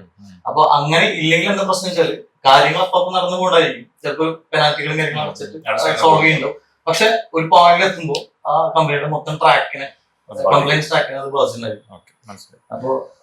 അപ്പൊ ആ ഒരു കമ്പനിക്ക് ഒരു ഫർദർ നെക്സ്റ്റ് സ്റ്റേജിലേക്ക് പോകേണ്ട ലെവലാകുമ്പോൾ അവിടെ ഒരു ത്രട്ടായിട്ട് സംഭവം കംപ്ലൈൻസ് അത് ഇപ്പൊ നമുക്ക് പ്രത്യേകിച്ച് ഇപ്പൊ പുതിയ ആൾക്കാർക്ക് കമ്പനി തുടങ്ങിയിട്ട് പുതിയ സ്റ്റാർട്ടപ്പ് തുടങ്ങുമ്പോൾ ഫസ്റ്റേ നമ്മൾ കഴിയും. കാരണം നമുക്ക് റൺ ചെയ്തുകൊണ്ടിരിക്കുന്ന ഒരു കമ്പനിയെ പെട്ടെന്ന് കംപ്ലൈൻസ് ട്രാക്കിൽ മാറ്റുന്ന അവരെ അക്സെപ്റ്റ് ചെയ്യുക. നിങ്ങളെ വലിയ ആൾക്കാരൊക്കെ നിങ്ങൾ കണ്ടിട്ടുണ്ട് അങ്ങനത്തെ ഒരു ടോക്ക്. ഞാൻ പേഴ്സണലി അങ്ങനെയൊക്കെ കുറെ കേട്ടിട്ടുണ്ട്. അതൊക്കെ പിന്നെ അവർക്ക് മനസ്സിലാവും. പിന്നെ അവർക്ക് തട്ട് വരുമ്പോഴായിരിക്കും അടുത്ത് വരും. പയ്യൻ പറഞ്ഞിട്ട് കാര്യമുണ്ട് എന്നുള്ളൊരു സംഭവം വരും. അപ്പൊ ഇപ്പൊ വരുന്ന ആൾക്കാർക്ക് നമ്മൾ എന്താ വെച്ചാൽ പ്രോപ്പറായിട്ട് കഴിയില്ല. സ്റ്റാർട്ടിങ് തന്നെ കംപ്ലൈൻസ് പറഞ്ഞു കഴിഞ്ഞാൽ വലിയൊരു പ്രശ്നമൊന്നുമല്ല. അതൊരു നോൺ കംപ്ലൈൻസ് ആകുമ്പോൾ വരുന്ന കോസ്റ്റിന് അത്രയൊന്നും കംപ്ലൈൻസിന്റെ കോസ്റ്റ് ഇല്ല. അപ്പൊ ആദ്യം നമ്മള് അതൊരു ട്രാക്കിലാക്കിയിട്ട് ഒരു സ്ട്രീം ലൈൻ ചെയ്തിട്ട് ഒരു പ്രോപ്പറായിട്ട് പോയി കഴിഞ്ഞാൽ ഓക്കെ. നിങ്ങൾ ഈ കോഴ്സ് എടുത്ത കാലം തൊട്ടിട്ട് ഇതിന്റെ പ്രിവിലേജസ് അനുഭവിച്ചിട്ടുണ്ടാവുമല്ലോ ഈ കോഴ്സ് എടുത്ത് അങ്ങനത്തെ എന്തെങ്കിലും കാര്യമാണ് നേരത്തെ എന്താ സൂചിപ്പിച്ചത്? യെസ് യെസ് ലൈക് ഞാൻ പറഞ്ഞല്ലോ 2 years ഞാൻ വർക്ക് ചെയ്ത HDFC ഒരു പ്രൈവറ്റ് ബാങ്കിലായിരുന്നു. അപ്പൊ അവിടെ കുറച്ച് HNA കസ്റ്റമേഴ്സും ക്ലയൻസും നമുക്ക് ഒരുപാട് ഡെയിലി നമുക്ക് മീറ്റ് ചെയ്യേണ്ടി വരും. അപ്പോ ബേസിക്കലി ഇൻവെസ്റ്റ്മെന്റ് ഡിപ്പാർട്ട്മെന്റിലായിരുന്നു. അപ്പൊ അവർ ഓരോ ഇൻവെസ്റ്റ്മെന്റ് കാര്യങ്ങൾ ചോദിക്കുമ്പോൾ നമ്മളിത് ക്ലാസ് കേട്ടായിരിക്കുമല്ലോ വന്നിരിക്കുന്നുണ്ടാവുക. അപ്പൊ നമ്മൾ കൊടുക്കുന്ന ഇൻപുട്സ് അവർക്ക് വളരെ അധികം. അപ്പൊ ഇവിടെ ആസ്മി ലൈക്ക് എന്താണ് വോട്ട് കോഴ്സ് യു സ്റ്റഡീഡ്. അപ്പൊ എനിക്ക് പറയാൻ നോക്കിയാൽ ലൈക് CS ഇതാണ്. അപ്പൊ അങ്ങനത്തെ കുറെ എക്സ്പീരിയൻസ് എനിക്ക് ബാങ്കിൽ നിന്ന് മോസ്റ്റ് പ്രോബബ്ലി ഒരു HNI കസ്റ്റമേഴ്സ് എനിക്ക് ഫേസ് ചെയ്യേണ്ടി വന്നിട്ടുണ്ട്. High net worth high net worth individuals ആണ് യൂഷ്വലി നമ്മുടെ ആ ഒരു പെർട്ടിക്കുലർ പ്രൈവറ്റ് ബാങ്കിലുള്ളത്. So I was handling investment department. അപ്പൊ എനിക്ക് യൂഷ്വലി ഡെയിലി എനിക്ക് ഒരു 5-6 കസ്റ്റമേഴ്സ് എനിക്ക് മീറ്റ് ചെയ്യേണ്ടി വരും. അപ്പൊ അവർക്ക് നമ്മൾ കൊടുക്കുന്ന ഇൻപുട്സിന്റെ വാല്യൂ വരുന്നത് what I study from like ഈ ഒരു കോഴ്സ് എന്നാണ്. മനസ്സിലായി. CMA വരുമ്പോഴോ ആ ചോദ്യം പ്രതീക്ഷിച്ചില്ല. അതല്ലെങ്കിൽ കുഴപ്പമൊന്നുമില്ല, അത് നമുക്ക് എന്തെങ്കിലും മെമ്മറൈസ് ചെയ്യാൻ വേറെ എവിടെയും പോയി. ഒറ്റ ആളായി പോയി. അതാണ് എല്ലാരും കൂടെ ഇരുന്ന് അല്ലേ ക്ലാസ്സിൽ ഇങ്ങനെ ഇത് കിട്ടാറുണ്ട്. മീൻസ് ഞാൻ ഇത് പറയാൻ പാടുന്ന എനിക്കറിയില്ല. ഞാൻ ഗവൺമെന്റ് കോളേജിലാണല്ലോ പഠിച്ചത്. അപ്പൊ എനിക്ക് ക്ലാസ്സിൽ ചെല്ലുമ്പോ ഞാൻ CMA പഠിക്കണോണ്ട് ഞാൻ ആ സമയത്ത് കടന്നുറങ്ങും. കാരണം എനിക്ക് കാലത്ത് ഇവിടെ നിന്ന് 7:15 പോയിട്ട് 9:15 വരെയാണ് ക്ലാസ്. എനിക്ക് 10 മണിക്ക് ക്ലാസ്സിൽ കയറിയാൽ മതി അവിടെ ഗവൺമെന്റ് കോളേജില്. അപ്പൊ അവിടെ ചെല്ലുമ്പോ എനിക്ക് ക്ലാസ് കേൾക്കണം, എനിക്ക് ഉറക്കൊന്നുമില്ലല്ലോ, നേരത്തെ എന്തിനു പോകാൻ വേണം. അപ്പൊ ഞാൻ ക്ലാസ്സിൽ കടന്നുറങ്ങും. അപ്പൊ ഞാൻ പഠിക്കണ കുട്ടി ആയതുകൊണ്ടും കുഴപ്പമില്ല, ആ കുട്ടി എന്തായാലും പാസ്സായിക്കോളും BBA ആയിരുന്നു. BBA എന്തായാലും പാസ്സാവും. അപ്പൊ അവിടെ ഞാൻ കടന്നുറങ്ങും. അപ്പൊ ബാക്കിയുള്ള കുട്ടികൾക്ക് അപ്പോൾ കടന്നുറങ്ങിയിട്ട് സാറൊന്നും ഒരു മൈൻഡ് സെറ്റ് ആണ്. അവര് വലിയ പ്രിവിലേജ് ആയിട്ട് നല്ല മോട്ടിവേഷൻ. അല്ല, ഇത് പല കുട്ടികളും ചോദിക്കാറുണ്ട് ഈ കോഴ്സിന്റെ കൂടെ BCom BBA എടുത്തു കഴിഞ്ഞാൽ ബുദ്ധിമുട്ടാണോ എന്ന്. ഉദാഹരണം കിട്ടി. അപ്പൊ നമ്മൾ പറയാറുണ്ട് ഇങ്ങനെ, അത് കുഴപ്പമില്ല, നിങ്ങൾ പരീക്ഷ എഴുതിയാൽ മതി, പാസ്സാവും എന്നുള്ളത്. ഈ റീസെന്റ് ടൈമിൽ പോലും CA നെ കുറിച്ച് അത്യാവശ്യം അവയർനെസ് ഇപ്പൊ ഉണ്ട് നമ്മുടെ സമൂഹത്തിൽ. ഒരു കാലത്ത് അതുകൊണ്ടായിരുന്നില്ല. CMA ഉണ്ട്. ഞാൻ കണ്ടിട്ടുള്ളത് CS ഇപ്പോഴും കമ്പയർ ചെയ്യുമ്പോൾ കുറച്ച് കുട്ടികൾ ഓപ്റ്റ് ചെയ്യുന്ന കുറച്ച് അവയർനെസ് ഉള്ള ഒരു കോഴ്സാണ്. നിങ്ങൾ ഇത്രയും കാലം കൊണ്ട് ഒരുപാട് പ്രായം തന്നെ ഉദ്ദേശിച്ചത്, എന്നാലും ആ കാലത്ത് ഈ കോഴ്സിലേക്ക് വരാൻ ഒന്നും നിങ്ങളുടെ ഫാമിലിയിൽ റോൾ മോഡൽ ആയിട്ട് കുറച്ച് ആൾക്കാരുണ്ടായിരുന്നു. അപ്പൊ പൊതുവിൽ ആ സമയത്ത് എങ്ങനെയായിരുന്നു ഈ CS ആൾക്കാർ വന്നിരുന്നത്?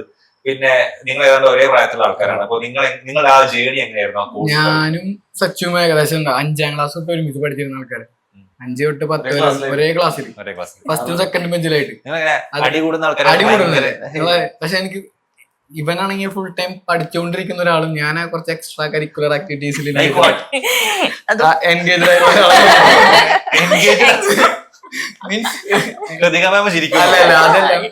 പുള്ളിക്കാരൻ ഞാൻ അങ്ങനെ കളിക്കാനും അങ്ങനെയൊക്കെ പോകും. പക്ഷെ എനിക്ക് ചിലപ്പോ ചില സബ്ജക്റ്റിൽ മാർക്ക് കുറഞ്ഞു കഴിഞ്ഞാൽ ഞാനോട് പറയും പറയരുത്. ഇവനെ ക്ലാസ് തൊട്ട് വീട് വരെ പറയില്ല എന്ന് പറഞ്ഞെടുക്കും. വീട്ടിൽ കയറുന്ന സമയത്ത് തറവാട്ടിലങ്ങൾ ഒരുമിച്ച് നിൽക്കുന്നത്. വല്യമ്മ രാവിലെ ആ സബ്ജക്റ്റിൽ മാർക്ക് കുറവാട്ട അങ്ങനെ പറയും. അതല്ല, പിന്നെ വെച്ചാൽ ഞങ്ങൾ ഒരുമിച്ച് തുടങ്ങി. CS ആണെങ്കിലും എല്ലാം ഒരുമിച്ചാണ്. ശരി, ഞാൻ എക്സാമ്പിൾ പറയുകയാണെങ്കിൽ ശരിക്കും വിക്രമാദിത്യ സിനിമയില് വിക്രമും ആദിത്യം പോലെ ഇവല്ലെങ്കിൽ ഞാനില്ല, ഞാനില്ലെങ്കിൽ വലിയ.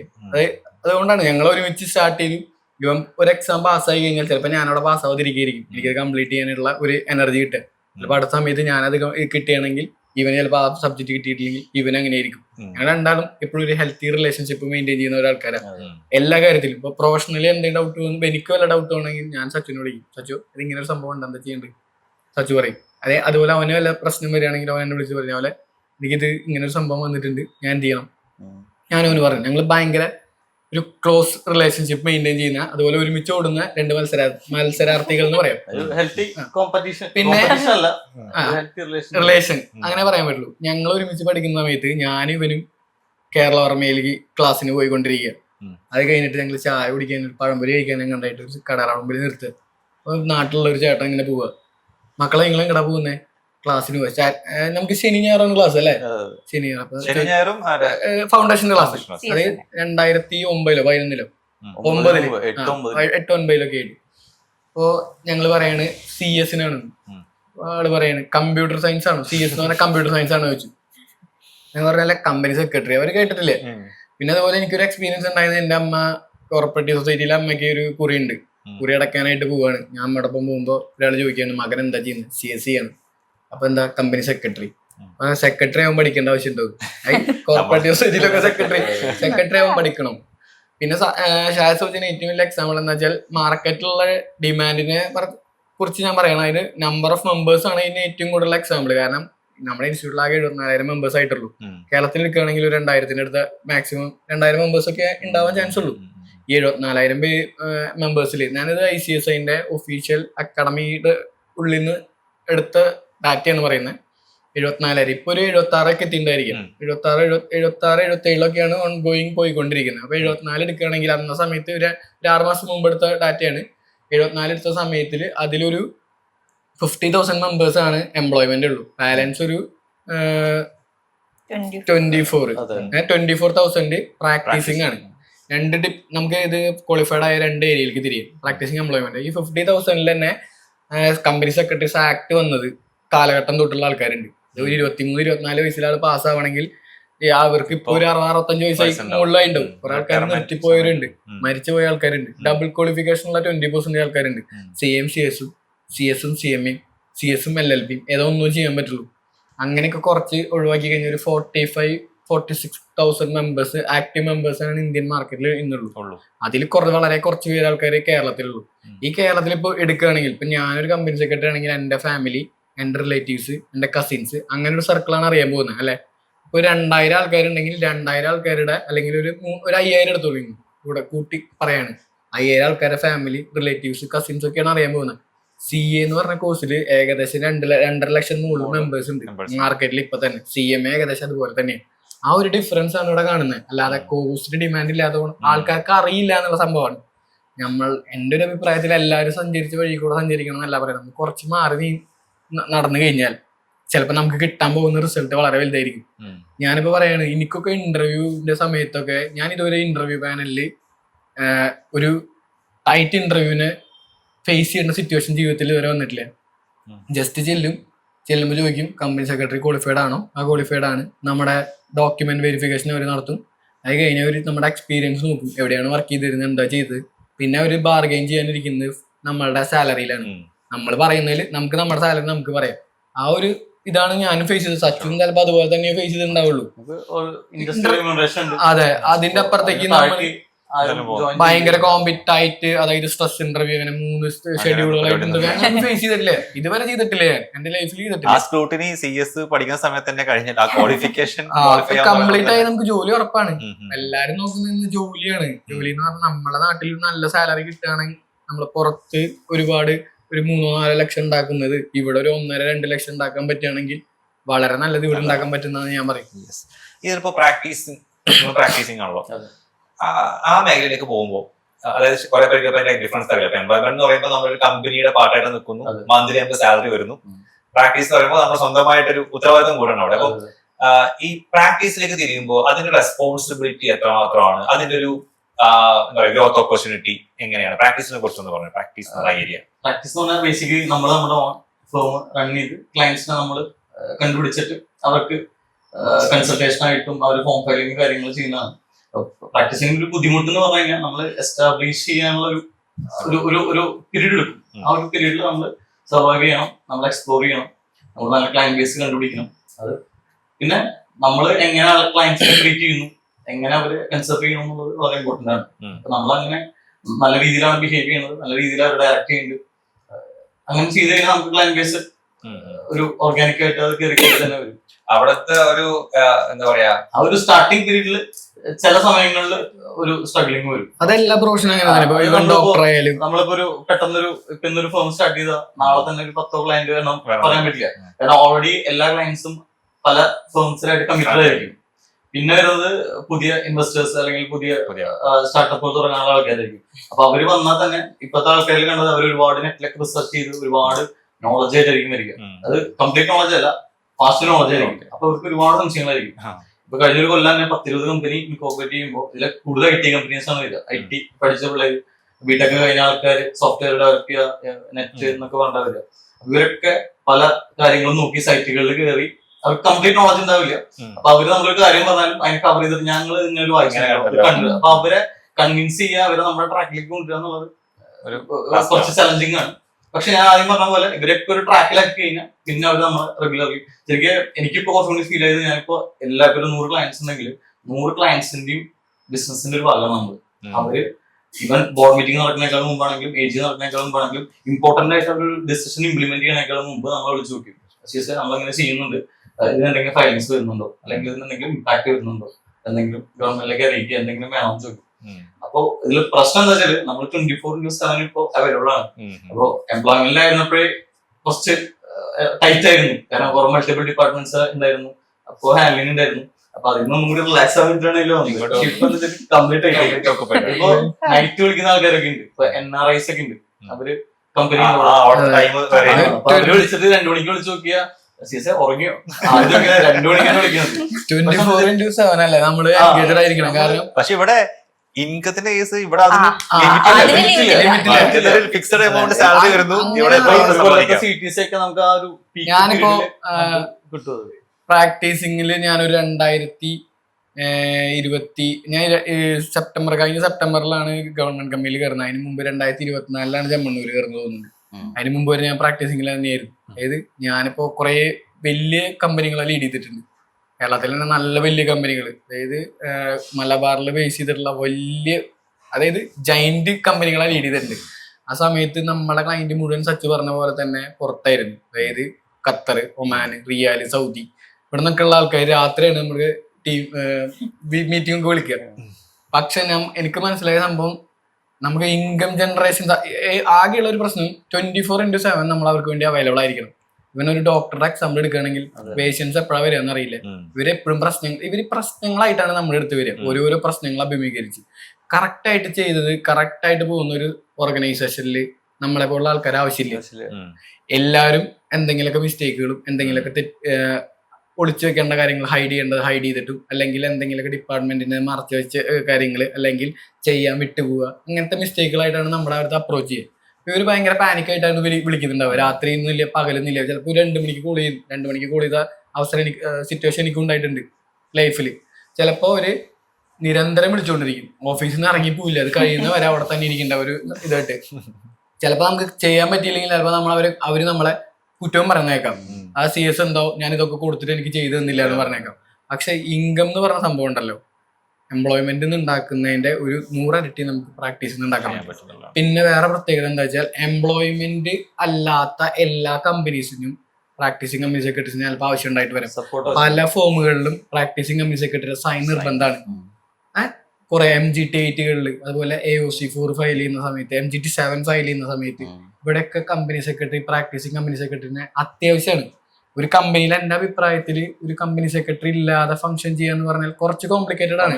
ഒരു സ്മോൾ കമ്പനി ആണെങ്കിൽ ഓക്കെ, അവർ കുറച്ച് കഴിഞ്ഞാൽ അവർ ആ ഇക്വിലിബ്രിയം ലെവൽ കവർ ചെയ്ത് അവരവരെ ഗ്രോത്തിലോട്ട് എത്തും. പിന്നെ മാൻഡേറ്ററി ആണ്. അപ്പോഴാണ് ഈ പ്രശ്നം സച്ച് പറഞ്ഞ പോലെ ഫേസ് ചെയ്യുക. ഇത്ര കാലം ചെയ്തു വെച്ച മണ്ടത്തരങ്ങൾ, ലിസ്റ്റിംഗ്, പബ്ലിക് ഇഷ്യൂ എന്നൊക്കെ പോകുന്ന സമയത്ത് അവർക്കൊരു പ്രശ്നമായിട്ട് വരും. നമ്മള് ഒരു കമ്പനി ഇൻകോർപ്പറേറ്റ് ചെയ്യുന്ന സമയത്ത് തൊട്ട് ആ കമ്പനിയുടെ പിന്നാലെ ഒരു കമ്പനി സെക്രട്ടറിയുടെ കറക്റ്റ് ആയിട്ടുള്ള ഗൈഡൻസും ആളുടെ സ്ട്രിക്റ്റ് ആയിട്ടുള്ള റൂൾസും റെഗുലേഷൻസും ആളുടെ ഒരു സപ്പോർട്ടൊക്കെ ഉണ്ടാവും. ഏതൊരു കമ്പനി എടുക്കുകയാണെങ്കിൽ ഇവിടെ ലിസ്റ്റ് ചെയ്ത ഈവൻ എല്ലാ കമ്പനീസിന്റെ ബാക്കിലും ഒരു കമ്പനി സെക്രട്ടറിയുടെ ഹാർഡ് വർക്ക് ഉണ്ട്. അതെനിക്ക് കറക്റ്റ് എടുത്ത് പറയാം. പേര് ഇവിടെ റിവീൽ ചെയ്യാൻ പറ്റാത്തതുകൊണ്ട് പിന്നെ പറയുന്ന ആൾക്കാരെ ഡോക്യുമെന്റേഷൻ എന്ന് പറയുന്ന പരിപാടിയാണ്. നമ്മളിപ്പോ കമ്പനിയിൽ എന്ത് കാര്യം ചെയ്യണമെങ്കിലും പ്രോപ്പറായിട്ട് ഡോക്യുമെന്റ് ചെയ്യണം. അപ്പൊ ഓർലി ഒരു കാര്യം ഇപ്പൊ അങ്ങോട്ടും ഇങ്ങോട്ടും പറഞ്ഞത് ചെയ്തിട്ട് എന്ന് വെച്ച് കഴിഞ്ഞാൽ അതിലെന്തെങ്കിലും ഒരു ഫോൾട്ട് വന്നു കഴിഞ്ഞാൽ അതിൽ ആരും റെസ്പോൺസിബിലിറ്റി എടുത്തിട്ടുള്ള കാര്യം ഉണ്ടല്ലോ. അതുകൊണ്ട് ഒരു കമ്പനിയിൽ എന്ത് കാര്യം ചെയ്യുമ്പോഴും പ്രോപ്പറായിട്ട് ബോർഡ് വഴിയോ ഇമെയിൽ വഴിയോ എന്തെങ്കിലും ഡോക്യുമെന്റേഷൻ വേണം. അപ്പൊ ഈ ബോർഡ് വഴിയൊക്കെ വരുമ്പോൾ അതിന്റെ ഡോക്യുമെന്റേഷൻ ഇപ്പം ഡ്രാഫ്റ്റിംഗ് ഭയങ്കര ഇമ്പോർട്ടന്റ്. ഈവൻ ഇപ്പൊ എഗ്രിമെന്റ് കേസ് ഒക്കെ എടുത്തു കഴിഞ്ഞാൽ ഈവൻ ഒരു വേർഡ് ആഡ് ചെയ്യുന്നതും അതിന്റെ പ്രസൻസും ആബ്സെൻസും അഗ്രിമെന്റിനെ 2 രീതിയിലും ബാധിക്കും. ഇപ്പൊ വലിയ കമ്പനികളുടെ അഗ്രിമെന്റ്, ഇപ്പൊ നമ്മുടെ ചെറിയ കമ്പനികളല്ല, ഇന്റർനാഷണൽ അഗ്രിമെന്റ്സ് എടുത്ത് കഴിഞ്ഞാൽ ഒട്ടുമിക്ക അഗ്രിമെന്റുകൾ അവസാനം ആർബിട്രേഷനിൽ വന്നിട്ട് എന്തെങ്കിലും പ്രശ്നങ്ങൾ വയലേഷൻ വന്നിട്ട് അപ്പൊ ആ എഗ്രിമെന്റിലുള്ള ഓരോ വാക്കും ഇന്റർപ്രറ്റ് ചെയ്തിട്ടാണ് അതിന്റെ ഒരു ആൻഡോ ഒരു ഈസോ അല്ലെങ്കിൽ എന്ത് ഇതൊക്കെ നമ്മളെ എഫക്ട് ചെയ്യും. നമ്മൾ വളരെ സിമ്പിൾ ആണെന്ന് വിചാരിക്കുന്ന പല കാര്യങ്ങളും ആ ഒരു സമയങ്ങളിൽ വളരെ ഇമ്പോർട്ടന്റ് ആണ്. ഇപ്പൊ ഞാൻ പണ്ടൊരു ഇന്റർവ്യൂവിൽ പോയപ്പോ അന്നത്തെ ഇന്റർവ്യൂ അത് ഇന്റർനാഷണൽ കമ്പനി ആയിരുന്നു. അതിന്റെ CF എനിക്ക് പറഞ്ഞ കാര്യമാണ്. അപ്പൊ എനിക്ക് ഡ്രാഫ്റ്റിംഗ് പാർട്ട് മൊത്തം നിങ്ങൾ ചെയ്യണമെന്ന് പറയാം. എനിക്ക് 23 വയസ്സുള്ളൂ. അപ്പൊ എന്നോട് പറയണെങ്കിൽ ഇന്റൽ അതുപോലെ വലിയ കമ്പനികളുടെ അഗ്രിമെന്റ് ആണ് വരിക. അപ്പൊ പുള്ളി എന്നോട് പറയുന്നത് ഇതൊക്കെ ഫൈനലി ഇന്റർനാഷണൽ കോർട്സിൽ ആർബിട്രേഷൻ വരുന്ന അഗ്രിമെന്റ് ആണ്. നിങ്ങൾ ഡ്രാഫ്റ്റ് ചെയ്യുന്ന ഓരോ വാക്കായിരിക്കും ഇതിന്റെ ഫൈനൽ ഡിസിഷൻ ഇമ്പാക്ട് ചെയ്യുക. അതിന്റെ പേരിൽ CRകൾ അങ്ങോട്ടോ ഇങ്ങോട്ടോ വരാം എന്നൊക്കെയാണ് പറയുന്നത്. മനസ്സിലായി. അപ്പൊ അങ്ങനത്തെ റെസ്പോൺസിബിലിറ്റി നമുക്കുണ്ട്. ഒരു വാക്കോടെ മാറിക്കഴിഞ്ഞാൽ കോടിക്കണക്കിന്റെ കാരണം അത് നമ്മൾ ചിലപ്പോ വളരെ സിമ്പിൾ ആണെന്ന് വിചാരിക്കുന്ന ഒരു ക്ലോസ് ആയിരിക്കും നമുക്ക് ഫേവറബിൾ ആയിട്ട് ലേറ്റസ്റ്റ് സ്റ്റേജിൽ വരിക. ഇപ്പൊ സാധാരണ റെന്റ് അഗ്രിമെന്റുകളൊക്കെ നോക്കുകയാണെങ്കിൽ ചിലപ്പോ ലെസർക്ക് ഇത്ര കൊല്ലം ഇത് വിഡ്രോ ചെയ്യാൻ പറ്റിയാന്നൊക്കെ വെക്കും. നമ്മൾ ചിലപ്പോൾ വെക്കും അതൊക്കെ ഇടന്നോട്ടെ എന്ന് വിചാരിക്കും. പക്ഷെ അവിടെ ഒരു കോൺഫ്ലിക്ട് വരുന്ന സമയത്തായിരിക്കും ആ ഒരു ക്ലോസ് വളരെ ഇമ്പോർട്ടന്റ് ആയിട്ട് നിലനിൽക്കുക. ബുദ്ധിമുട്ടുള്ള പണിയാണ് നമുക്ക് മനസ്സിലായി. ഈ ബുദ്ധിമുട്ടുള്ള പണി നമ്മൾ ചെയ്യണമെങ്കിൽ ഈ കോഴ്സ് എടുക്കാനൊക്കെ ഇതിന് കിക്ക് കിട്ടണമല്ലോ. അതാണ് ഈ സംഭവം. ഇപ്പൊ ഡോക്ടർ രാത്രി പേഷ്യന്റ് പിടിച്ചുകൊണ്ട് പോകുന്നുണ്ടെങ്കിൽ അൾട്ടിമേറ്റ് അയാളുടെ അസുഖം സുഖപ്പെടുത്തുമ്പോൾ കിട്ടുന്ന കിക്കായിരിക്കാം ചിലപ്പോൾ. നിങ്ങൾക്ക് നിന്ന് കിട്ടുന്ന കിക്ക് എന്താണെന്നാണ് എന്റെ ചോദ്യം. എല്ലാവരും പറയോ? എനിക്ക് തോന്നുന്നു എനിക്ക് ഒരുപാട് നല്ല ക്ലയൻസിനെ ഡീൽ ചെയ്യാൻ പറ്റുന്നുണ്ട്. നമ്മളെ മാർക്കറ്റിൽ ഹൈലി റെപ്യൂട്ടഡ് ആയിട്ടുള്ള വ്യക്തികൾ നമ്മൾ ഒരിക്കലും വിചാരിക്കില്ല. എൻ്റെ ഇപ്പോൾ സെലിബ്രിറ്റീസിൽ കുറച്ച് ആൾക്കാർ എൻ്റെ ക്ലയന്റ് ആയിട്ടുണ്ടായിരുന്നു. ഞാൻ അവരുടെ അതായത് എന്റെ പ്രശ്നം എന്താ അറിയോ, ഇതിൽ കുറെ എനിക്ക് അറിയാം, പക്ഷെ ഇത് പറയാൻ പറ്റില്ലല്ലോ. അത് പറഞ്ഞിരുന്നെങ്കിൽ കമ്പനിയിൽ പേഴ്സണലി വിളിച്ചിട്ടുണ്ട്, വിളിക്കാറുണ്ട്. അപ്പൊ നല്ല നല്ല ആൾക്കാരുമായിട്ടുള്ള കോണ്ടാക്ട്. ഇപ്പൊ ഞാനിപ്പോ ഗവൺമെന്റ് കമ്പനിയിൽ വർക്ക് ചെയ്യുന്ന സമയത്ത് എനിക്ക് കിട്ടുന്ന ഒഫീഷ്യൽസ് എന്ന് പറഞ്ഞാൽ ഈ ഗവൺമെന്റ് പാനലില് അല്ലെങ്കിൽ മന്ത്രിസഭയിൽ ഇരിക്കുന്ന അല്ലെങ്കിൽ പല ബോർഡിന്റെയും ചെയർമാനുകളൊക്കെ ആയിട്ടുള്ള ചെയർമാൻ സ്ഥാനമൊക്കെ വഹിച്ചിട്ടുള്ള വ്യക്തികളുമായിട്ടുള്ള ഒരു കോണ്ടാക്ട് നമുക്ക് കിട്ടുന്നുണ്ട്. അതുപോലെ തന്നെ നല്ലൊരു ഇൻകം ജനറേഷനാണ്. നമ്മൾ കറക്റ്റ് വർക്ക് ചെയ്താൽ മതി. സാലറി ഉണ്ട്, സാലറിക്ക് വേണ്ടി നമ്മളെ റിക്വസ്റ്റ് ചെയ്യേണ്ട ആവശ്യമില്ല. പിന്നെ ജോബ് പ്രൊഫൈല് വരുന്നത് ടോപ്പ് മോസ്റ്റിലായതുകൊണ്ട് നമുക്ക് എന്തുണ്ട്, ഒരു പവർ ഉണ്ട്, മാർക്കറ്റിൽ ഒരു നല്ല റെപ്യൂട്ടേഷൻ ഉണ്ട്. പിന്നെ ഫൈനലി എന്ത് തന്നെ പറഞ്ഞാലും നമുക്ക് ജീവിക്കാൻ ഏറ്റവും ഇമ്പോർട്ടന്റ് ആയിട്ടുള്ള കാര്യമാണ് ക്യാഷ്. അത് ഇന്നത്തെ കാലത്ത് നമുക്ക് ജോലി എന്ന് പറഞ്ഞാൽ എവിടെയും സെക്യൂർഡ് അല്ല. അപ്പൊ നല്ല ഇനി ഫ്യൂച്ചറിൽ എങ്ങനെയാണെന്നല്ല പറയാം, എനിക്കറിയാം. ഞാൻ CS ഇങ്ങനെ പറയുന്നില്ല. എനിക്ക് എൻ്റെ ഒരു പെർസ്പെക്റ്റീവ് വെച്ചിട്ട് എൻ്റെ ഒരു അഭിപ്രായത്തിൽ 2050 വരെ ഒരു പ്രശ്നമില്ലാണ്ട് പോയി. കാരണം ഞങ്ങൾ തുടങ്ങിയ കാലത്തും കമ്പനി സെക്രട്ടറീസിനെ കിട്ടാനില്ല, ഇപ്പോഴും കിട്ടാനില്ല, നാളെയും കിട്ടാണ്ടാവില്ല. ഞാൻ പറയുന്നത് വേണമെങ്കിൽ കോട്ട് ചെയ്ത് വെച്ചോളൂ. കാരണം ഞങ്ങൾ തുടങ്ങുന്ന സമയത്ത് 50 ലക്ഷമായിരുന്നു വേണ്ടത് കമ്പനി സെക്രട്ടറീസ്. പിന്നെ അത് 2 കോടിയാക്കി മാറ്റി ലിമിറ്റ്. അവിടെയും കമ്പനി സെക്രട്ടറീസിനെ കിട്ടാതായപ്പോഴാണ് അവരെന്ത് ചെയ്തിട്ടുണ്ട്, 5 കോടിയിലേക്ക് വന്നത്. 5 കോടി ഇപ്പൊ 10 കോടിയാക്കി. പിന്നെ ഇപ്പോഴും നമുക്ക് അതായത് പിന്നെ ലേറ്റസ്റ്റ് അമെന്റ്മെന്റ് അതായത് ഞങ്ങൾ തുടങ്ങിയ 50 ലക്ഷം പേഡപ്പ് ക്യാപിറ്റലുള്ള കമ്പനികൾക്കൊക്കെ കമ്പനി സെക്രട്ടറി മാൻഡേറ്ററി ആയിരുന്നു. അത് കഴിഞ്ഞ 2 കോടിയാക്കി പേഡപ്പ്. പിന്നെ അത് 5 കോടിയാക്കി പേഡപ്പ്. ഇപ്പൊ 10 കോടിയിലാണ് പേഡപ്പ് ഉള്ളത്. 2027 അമെന്റ്മെന്റ് റൂള് RBIന്റെ റൂള് പ്രകാരം NOF NBFCസിനൊക്കെ വേണ്ടത് 10 കോടിയാണ് NOF വേണ്ടത് കമ്പനി ഫംഗ്ഷൻ ചെയ്യാൻ. 2025 തൊട്ട് ഫംഗ്ഷൻ ചെയ്യാനാണ് NOF വേണ്ടത്. ഈ NOF 10 കോടി എന്ന് പറഞ്ഞാൽ ആ കമ്പനിയുടെ പേഡപ്പ് ക്യാപിറ്റൽ ഒരു 10-12 കോടിയിൽ പിടിച്ചാലാണ് NOF 10 കിട്ടുള്ളൂ, റിസർവ് ഇല്ലെങ്കിൽ കമ്പനിക്ക്. അപ്പൊ അതിനർത്ഥം അവിടെ കമ്പനി സെക്രട്ടറി സ്ട്രോങ് ആണ്. അത് അവിടെ കമ്പനി സെക്രട്ടറീസ് മാൻഡേറ്ററി ആയിട്ട് വരാൻ പോവാണ് ഇല്ലാത്ത കമ്പനികൾക്ക്. അപ്പൊ എന്താണ്, അതിനുള്ള മാർക്കറ്റിലുള്ള ഡിമാൻഡ് ഉണ്ട്, സപ്ലൈ ഇല്ല. അപ്പൊ ഇൻസ്റ്റിറ്റ്യൂട്ട് ചെയ്യാൻ പോകുന്ന പരിപാടി എന്താണെന്ന് വെച്ചാൽ ഇനി 10 കോടിയിൽ നിന്ന് 25 കോടിക്ക് ആക്കും പേഡപ്പ്. അപ്പൊ അത്രയും ലിമിറ്റ് കുറയ്ക്കാൻ പറ്റും, നമ്പർ ഓഫ് ആൾക്കാരെ കുറയ്ക്കാൻ പറ്റും. പക്ഷെ ഞാൻ പറയണ 2050 വരെയും ഓപ്പർച്യൂണിറ്റി ഉണ്ടാവും. ഓരോ അമെന്റ്മെന്റ് ബില്ല് വരുമ്പോഴും ഫിനാൻസ് ബഡ്ജറ്റ് വരുമ്പോഴും നിർമ്മല സീതാരാമൻ കറക്റ്റ് CS-നായിട്ട് എന്തെങ്കിലുമൊക്കെ കൊണ്ടുവരാറുണ്ട്. ഇപ്പൊ നമ്മുടെ ഫോം ഫയലിംഗ് തന്നെ എടുക്കുകയാണെങ്കിൽ ഒരു കൊല്ലം എത്ര ഫോം നമ്മൾ ഫയൽ ചെയ്യണം. അതായത് ആദ്യമൊന്നും ഉണ്ടായിരുന്നില്ലേ, ഒരു ഇൻകോർപ്പറേഷൻ തൊട്ടൊരു പ്രൈവറ്റ് കമ്പനിയുടെ എടുക്കുകയാണെങ്കിൽ തന്നെ AOC4, MGT7, DAR12, MBP1, പിന്നെ KYC, പിന്നെ നമുക്ക് ഇമ്പോർട്ടന്റ് ആയിട്ടുള്ള ഫോം ഏതാ DPT3 ഡെപ്പോസിറ്റ്, പിന്നെ ബെന്ന്, അങ്ങനെ ഒരുപാട് ഫോമുകൾ ചെയ്യാനുണ്ട്. അതൊക്കെ നമ്മളെ പ്രാക്ടീസിംഗുള്ള സ്കോപ്പാണ്. അപ്പൊ പണി പോവില്ല 100% ഒരിക്കലും ഇല്ല. അങ്ങനെ അല്ല ഇതിൽ കിക്കിന്റെ കാര്യം പറയുമ്പോ ഇതൊരു പ്രോബ്ലം സോൾവിംഗ് എന്നുള്ള ഒരു സംഭവം ഉണ്ട് ഇതില്. നമ്മളിപ്പോ പ്രാക്ടീസ് ചെയ്യുമ്പോൾ നമുക്ക് ഡെയിലി ഇപ്പൊ ഇന്ന് തന്നെ ചിലപ്പോ ഇനി 10-12 ആൾക്കാരെ വിളിക്കും. വിളിക്കുന്ന 12 ആൾക്കാർ മാനേജിംഗ് ഡയറക്ടറോ കമ്പനി സെക്രട്ടറി ആ ഒരു കീ മാനേജർ പൊസിഷനിലാണ്. ഇവരെന്തെങ്കിലും പ്രശ്നം കൊണ്ടായിരിക്കും നമ്മുടെ അടുത്ത് വരിക. അല്ലാതെ നമ്മൾ വളരെ സിമ്പിൾ ആയിട്ട് ഒരു കാര്യം തന്നെ വിളിക്കുന്നത് ഇങ്ങനെ ഒരു ഇഷ്യൂ ഉണ്ട്, ഇതെങ്ങനെ ടാക്കിൾ ചെയ്യാം, അല്ലെങ്കിൽ ഇതെങ്ങനെ ഓവർകം ചെയ്യാം, ഇതെങ്ങനെ അല്ലെങ്കിൽ കംപ്ലൈന്റ് ഫോർമാറ്റിൽ ആക്കാം എന്നുള്ളതാണ്. അപ്പൊ ഒരു പക്ഷെ നമുക്കത് അറിയണ്ടാവില്ല. നമുക്കറിയില്ല എന്ന് വെച്ച് കഴിഞ്ഞാൽ അതൊരു എക്സ്ട്രാ ഓർഡിനറി കേസ് ആയിരിക്കും, നോർമലി വരുന്ന സംഭവമില്ല. കാരണം നോർമലി വരുന്ന കേസ് ആണെങ്കിൽ അവർക്ക് ഹാൻഡിൽ ചെയ്യാനുള്ളതാണ്. അപ്പൊ പിന്നെ നമ്മൾ അതിന് പിന്നാലെ ആ ഒരു മൊമെന്റ് തൊട്ടിട്ട് നമ്മൾ പിന്നെ ഇതിന്റെ ഉള്ളിലേക്ക് ഇന്നായ നല്ല സുഖം എന്ന് പറയും. അത് നമ്മൾ ആക്ട് തുറന്ന് ആ കാര്യങ്ങൾ നോക്കി പിന്നെ കുറച്ച് കേസസ് നോക്കും. അത് കുറച്ച് ടെൻഷൻ ആയിരിക്കുന്ന സമയത്ത് പക്ഷെ ഈ ടെൻഷനൊക്കെ നമ്മൾ ആ ഫൈനൽ ഔട്ട്പുട്ട് കിട്ടുമല്ലോ. നമുക്കൊരു സംഭവം കിട്ടിയിട്ട് നമ്മളത് ഇതാണ് സംഭവം, നിങ്ങൾ എങ്ങനെ ചെയ്താൽ മതി എന്ന് പറഞ്ഞിട്ട് അവര് ഹാപ്പി, നമ്മൾ നമുക്ക് തോന്നും. നമ്മള് ചിലപ്പോ കുറെ ആൾക്കാരൊക്കെ വിളിക്കും, CS-നെ രാഹുലിനെ ആണെങ്കിലും ബാക്കി എല്ലാ വില്ലേജിനെ എല്ലാവരും വിളിക്കും. അപ്പൊ എല്ലാവരും ഒപ്പീനിയൻ ഒക്കെ എടുത്തിട്ടായിരിക്കും ഒരു ഫൈനൽ ഔട്ട്പുട്ടിലെത്തുക. ചില കേസുകൾ ആർക്കും ഒരു ഔട്ട്പുട്ട് തരാൻ പറ്റാത്തതിൽ നമ്മളായിട്ടൊരു സൊല്യൂഷൻ കൊണ്ടുവരും. അപ്പൊ നമുക്ക് അതിൽ ഒരു എന്താ പറയാ ഒരു സെൽഫ് സാറ്റിസ്ഫാക്ഷൻ സോൾവ് ചെയ്യുന്നത്. ഇപ്പൊ ക്വാളിഫൈ ആയി കഴിഞ്ഞാൽ പ്രാക്ടീസിങ് ആണോ? എനിക്ക് ഇനീഷ്യലി എംപ്ലോയ്മെന്റ് ചെയ്യണമെന്നുണ്ട്, ഒരു 2 years.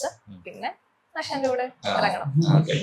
അപ്പൊ നിങ്ങളിത് എന്താ പറയാ ഒരേ ഫീൽഡിൽ നിൽക്കുന്ന കപ്പിൾസ് ആയതുകൊണ്ട് ഈ ടെൻഷൻ കാര്യങ്ങളൊക്കെ പെട്ടെന്ന് മനസ്സിലാവുന്നുണ്ടാവില്ലേ പുറത്തേക്ക് നടത്തി? സത്യമായിട്ടും. അതായത് നമുക്ക് വേറൊരു എനിക്ക് മനസ്സിലായി, എനിക്ക് എന്റെ സച്ചുവിന്റെ പറയും, എന്റെ ഒരു പോയിന്റ് ഓഫ് വ്യൂല് എനിക്ക് ഏറ്റവും എന്നെ നന്നായി മനസ്സിലാക്കുന്ന, എനിക്ക് നല്ല സപ്പോർട്ട് ചെയ്യുന്ന ഒരു വൈഫാണായിട്ടാണ് എനിക്ക് തോന്നുന്നത്. കാരണം നമ്മള് ഫേസ് ചെയ്യുന്ന ഇഷ്യൂസിനെ കുറിച്ച് ഇവർക്ക് അറിയാം. ഈവൻ എന്റെ ഇതിൽ തന്നെ എന്റെ ഫ്രണ്ട് കമ്പനി സെക്രട്ടറി കല്യാണം കഴിച്ചേക്കുന്ന ഒരു ബിടെക്കാരൻ ഉണ്ട്, കല്യാണം കഴിച്ചിട്ട് ഓൻ എന്റെ അടുത്ത് പറയുന്ന ഒരു വിഷമം, അവൻ്റെ ഒരു വിഷമമാണ് പറയുന്നത്. നമ്മൾ ഈ കുറെ സിറ്റുവേഷൻസ് പറയുമ്പോൾ അവർക്ക് മനസ്സിലാവാറില്ല. കാരണം അവരെ പറഞ്ഞിട്ട് കാര്യമില്ല, അവർ ആ ഫീൽഡിനെ ഫേസ് ചെയ്യുന്നില്ല. ചില സിറ്റുവേഷനിൽ നമുക്ക് ഇപ്പൊ ഫാമിലി ഫംഗ്ഷൻസ് ഒക്കെ ആണെങ്കിലും അറ്റൻഡ് ചെയ്യാൻ പറ്റില്ല, അല്ലെങ്കിൽ കറക്റ്റ് ടൈമിനോട് എത്താൻ പറ്റില്ല. അത് ഇങ്ങനത്തെ ഒരു റീസൺ ഉള്ളതുകൊണ്ടാണ്. കാരണം പ്രത്യേകിച്ച് പ്രാക്ടീസിംഗ് ഒക്കെ ആണെങ്കിൽ ഒരു ജൂൺ തൊട്ട് ഡിസംബർ വരെ ഫുള്ളി ഒക്യുപ്പൈഡ് ആണ്. നമുക്ക് AGM അറ്റൻഡ് ചെയ്യേണ്ടി വരും, പല റോളിൽ അറ്റൻഡ് ചെയ്യേണ്ടി വരും. സ്കൂട്ടനൈസർ, പ്രാക്ടീസിംഗ് കമ്പനി സെക്രട്ടറി, പിന്നെ നമ്മൾ നേരിട്ട് പോകേണ്ട കേസുകളുണ്ടോ, നമുക്കൊന്നും ഒഴിവാക്കാൻ പറ്റില്ല. കാരണം അവിടെ നമ്മുടെ പേഴ്സണൽ മാറ്റേഴ്സ് അല്ല, ആ കമ്പനിയുടെ മാറ്റേഴ്സിനാണ് കുറച്ചും കൂടി നമുക്ക് ഇമ്പോർട്ടൻസ് കൊടുക്കേണ്ടി വരും നമുക്ക്. അപ്പോ ഈ പറഞ്ഞ പോലെ വേറെ ആളാണെങ്കിൽ ആളെ പറഞ്ഞ് കൺവിൻസ് ചെയ്യാന്ന് പറഞ്ഞാൽ എളുപ്പമുള്ള കാര്യമില്ല. ഇതാകുമ്പോ പിന്നെ ആളെന്നെ നമ്മളില്ലെങ്കിലും പറഞ്ഞ് മനസ്സിലാക്കും. കാരണം പാരന്റ്സ് എക്സ്പെക്ട് ചെയ്യുമല്ലോ ഒബിയസ്ലി. ഇപ്പൊ ആളുടെ പാരന്റ്സ് ആണെങ്കിൽ എന്റെ പാരന്റ്സ് ആണെങ്കിലും എക്സ്പെക്ട് ചെയ്യും. അപ്പൊ നമ്മുടെ ഫാമിലിയിൽ ഇപ്പൊ ഇങ്ങനെ ഒക്കേഷൻ ഉണ്ട്, സച്ചിന് വരാൻ പറ്റില്ല എന്ന് പറഞ്ഞാൽ അത് അണ്ടർസ്റ്റുഡ് ആണ്, ലൈക്ക് ഇതാണെന്നുള്ളത് എനിക്ക് പറഞ്ഞ് കൺവിൻസ് ചെയ്യാനുള്ള ഒരു ഇതായിരുന്നു. പിന്നെ വേറെ ഒരു ഏറ്റവും പോസിറ്റീവ് ആയിട്ടുള്ള കാര്യം എനിക്ക് ഫീൽ ചെയ്തത്, ഈവൻ നമ്മുടെ ആബ്സെൻസിൽ നമ്മളുടെ കാര്യങ്ങൾ ഡീൽ ചെയ്യാൻ ഇവർ കേപ്പബിൾ ആണ്. അത്രേ വേണ്ടു. അതായത് നമ്മൾക്ക് ചെയ്യാൻ പറ്റാത്ത സിറ്റുവേഷനിൽ നമ്മൾ വേറെ ട്രാവലിംഗ് കാര്യങ്ങളാണെങ്കിൽ എന്റെ പല ഫയലിങ്ങുകളും കാര്യങ്ങളും കൃത്യമായി ചെയ്തിട്ടുണ്ട്. ഇവിടെ കൊണ്ട് ഞാൻ ചെയ്യിപ്പിക്കാറുണ്ട്, സാലറി കൊടുക്കാതെ. ഓക്കെ, അത് കൊള്ളാം. അങ്ങനെ ഞാൻ അയച്ചില്ല. അതായത് മറ്റേത് പറഞ്ഞാൽ മനസ്സിലാവില്ലേ ബാക്കി ആർക്കും. അല്ല, അതുകൊണ്ടല്ല, സെയിം ഫീൽഡ് അല്ലാത്തത് കൊണ്ട് അവർക്ക് എന്താ പറഞ്ഞ ചിലപ്പോ മനസ്സിലാവണമെന്നില്ല. അതുപോലെ എന്റെ കേസിലാണെങ്കിൽ ഞാൻ ഡെലിവറിയുടെ തലേന്ന് വരെ ഓഫീസിൽ പോയിട്ടുണ്ട്. അപ്പൊ ആ ടൈമില് രാഹുൽ ഇവിടുന്ന് ജോബ് മാറി അങ്ങോട്ട് വന്ന് എന്നെ എല്ലാ ദിവസവും ഓഫീസിൽ കൊണ്ടുപോകും, തിരിച്ച് വീട്ടിലേക്ക് ഡ്രോപ്പ് ചെയ്യും. അപ്പൊ അതൊക്കെ എനിക്ക് വലിയൊരു സപ്പോർട്ടാണ്. തലേ ദിവസം വരെ പോയി, അടുത്ത ദിവസം ഡെലിവറി. അപ്പൊ ആ ടൈമിൽ അങ്ങനെ നടക്കുന്ന പോലും വിചാരിച്ചിട്ടില്ല. ഇതിൽ എനിക്ക് ഒരു കാര്യം പറയാനുണ്ട്. അത് സച്ചു ഒരു ഓൾ ഇന്ത്യ റൈഡർ ആണ്.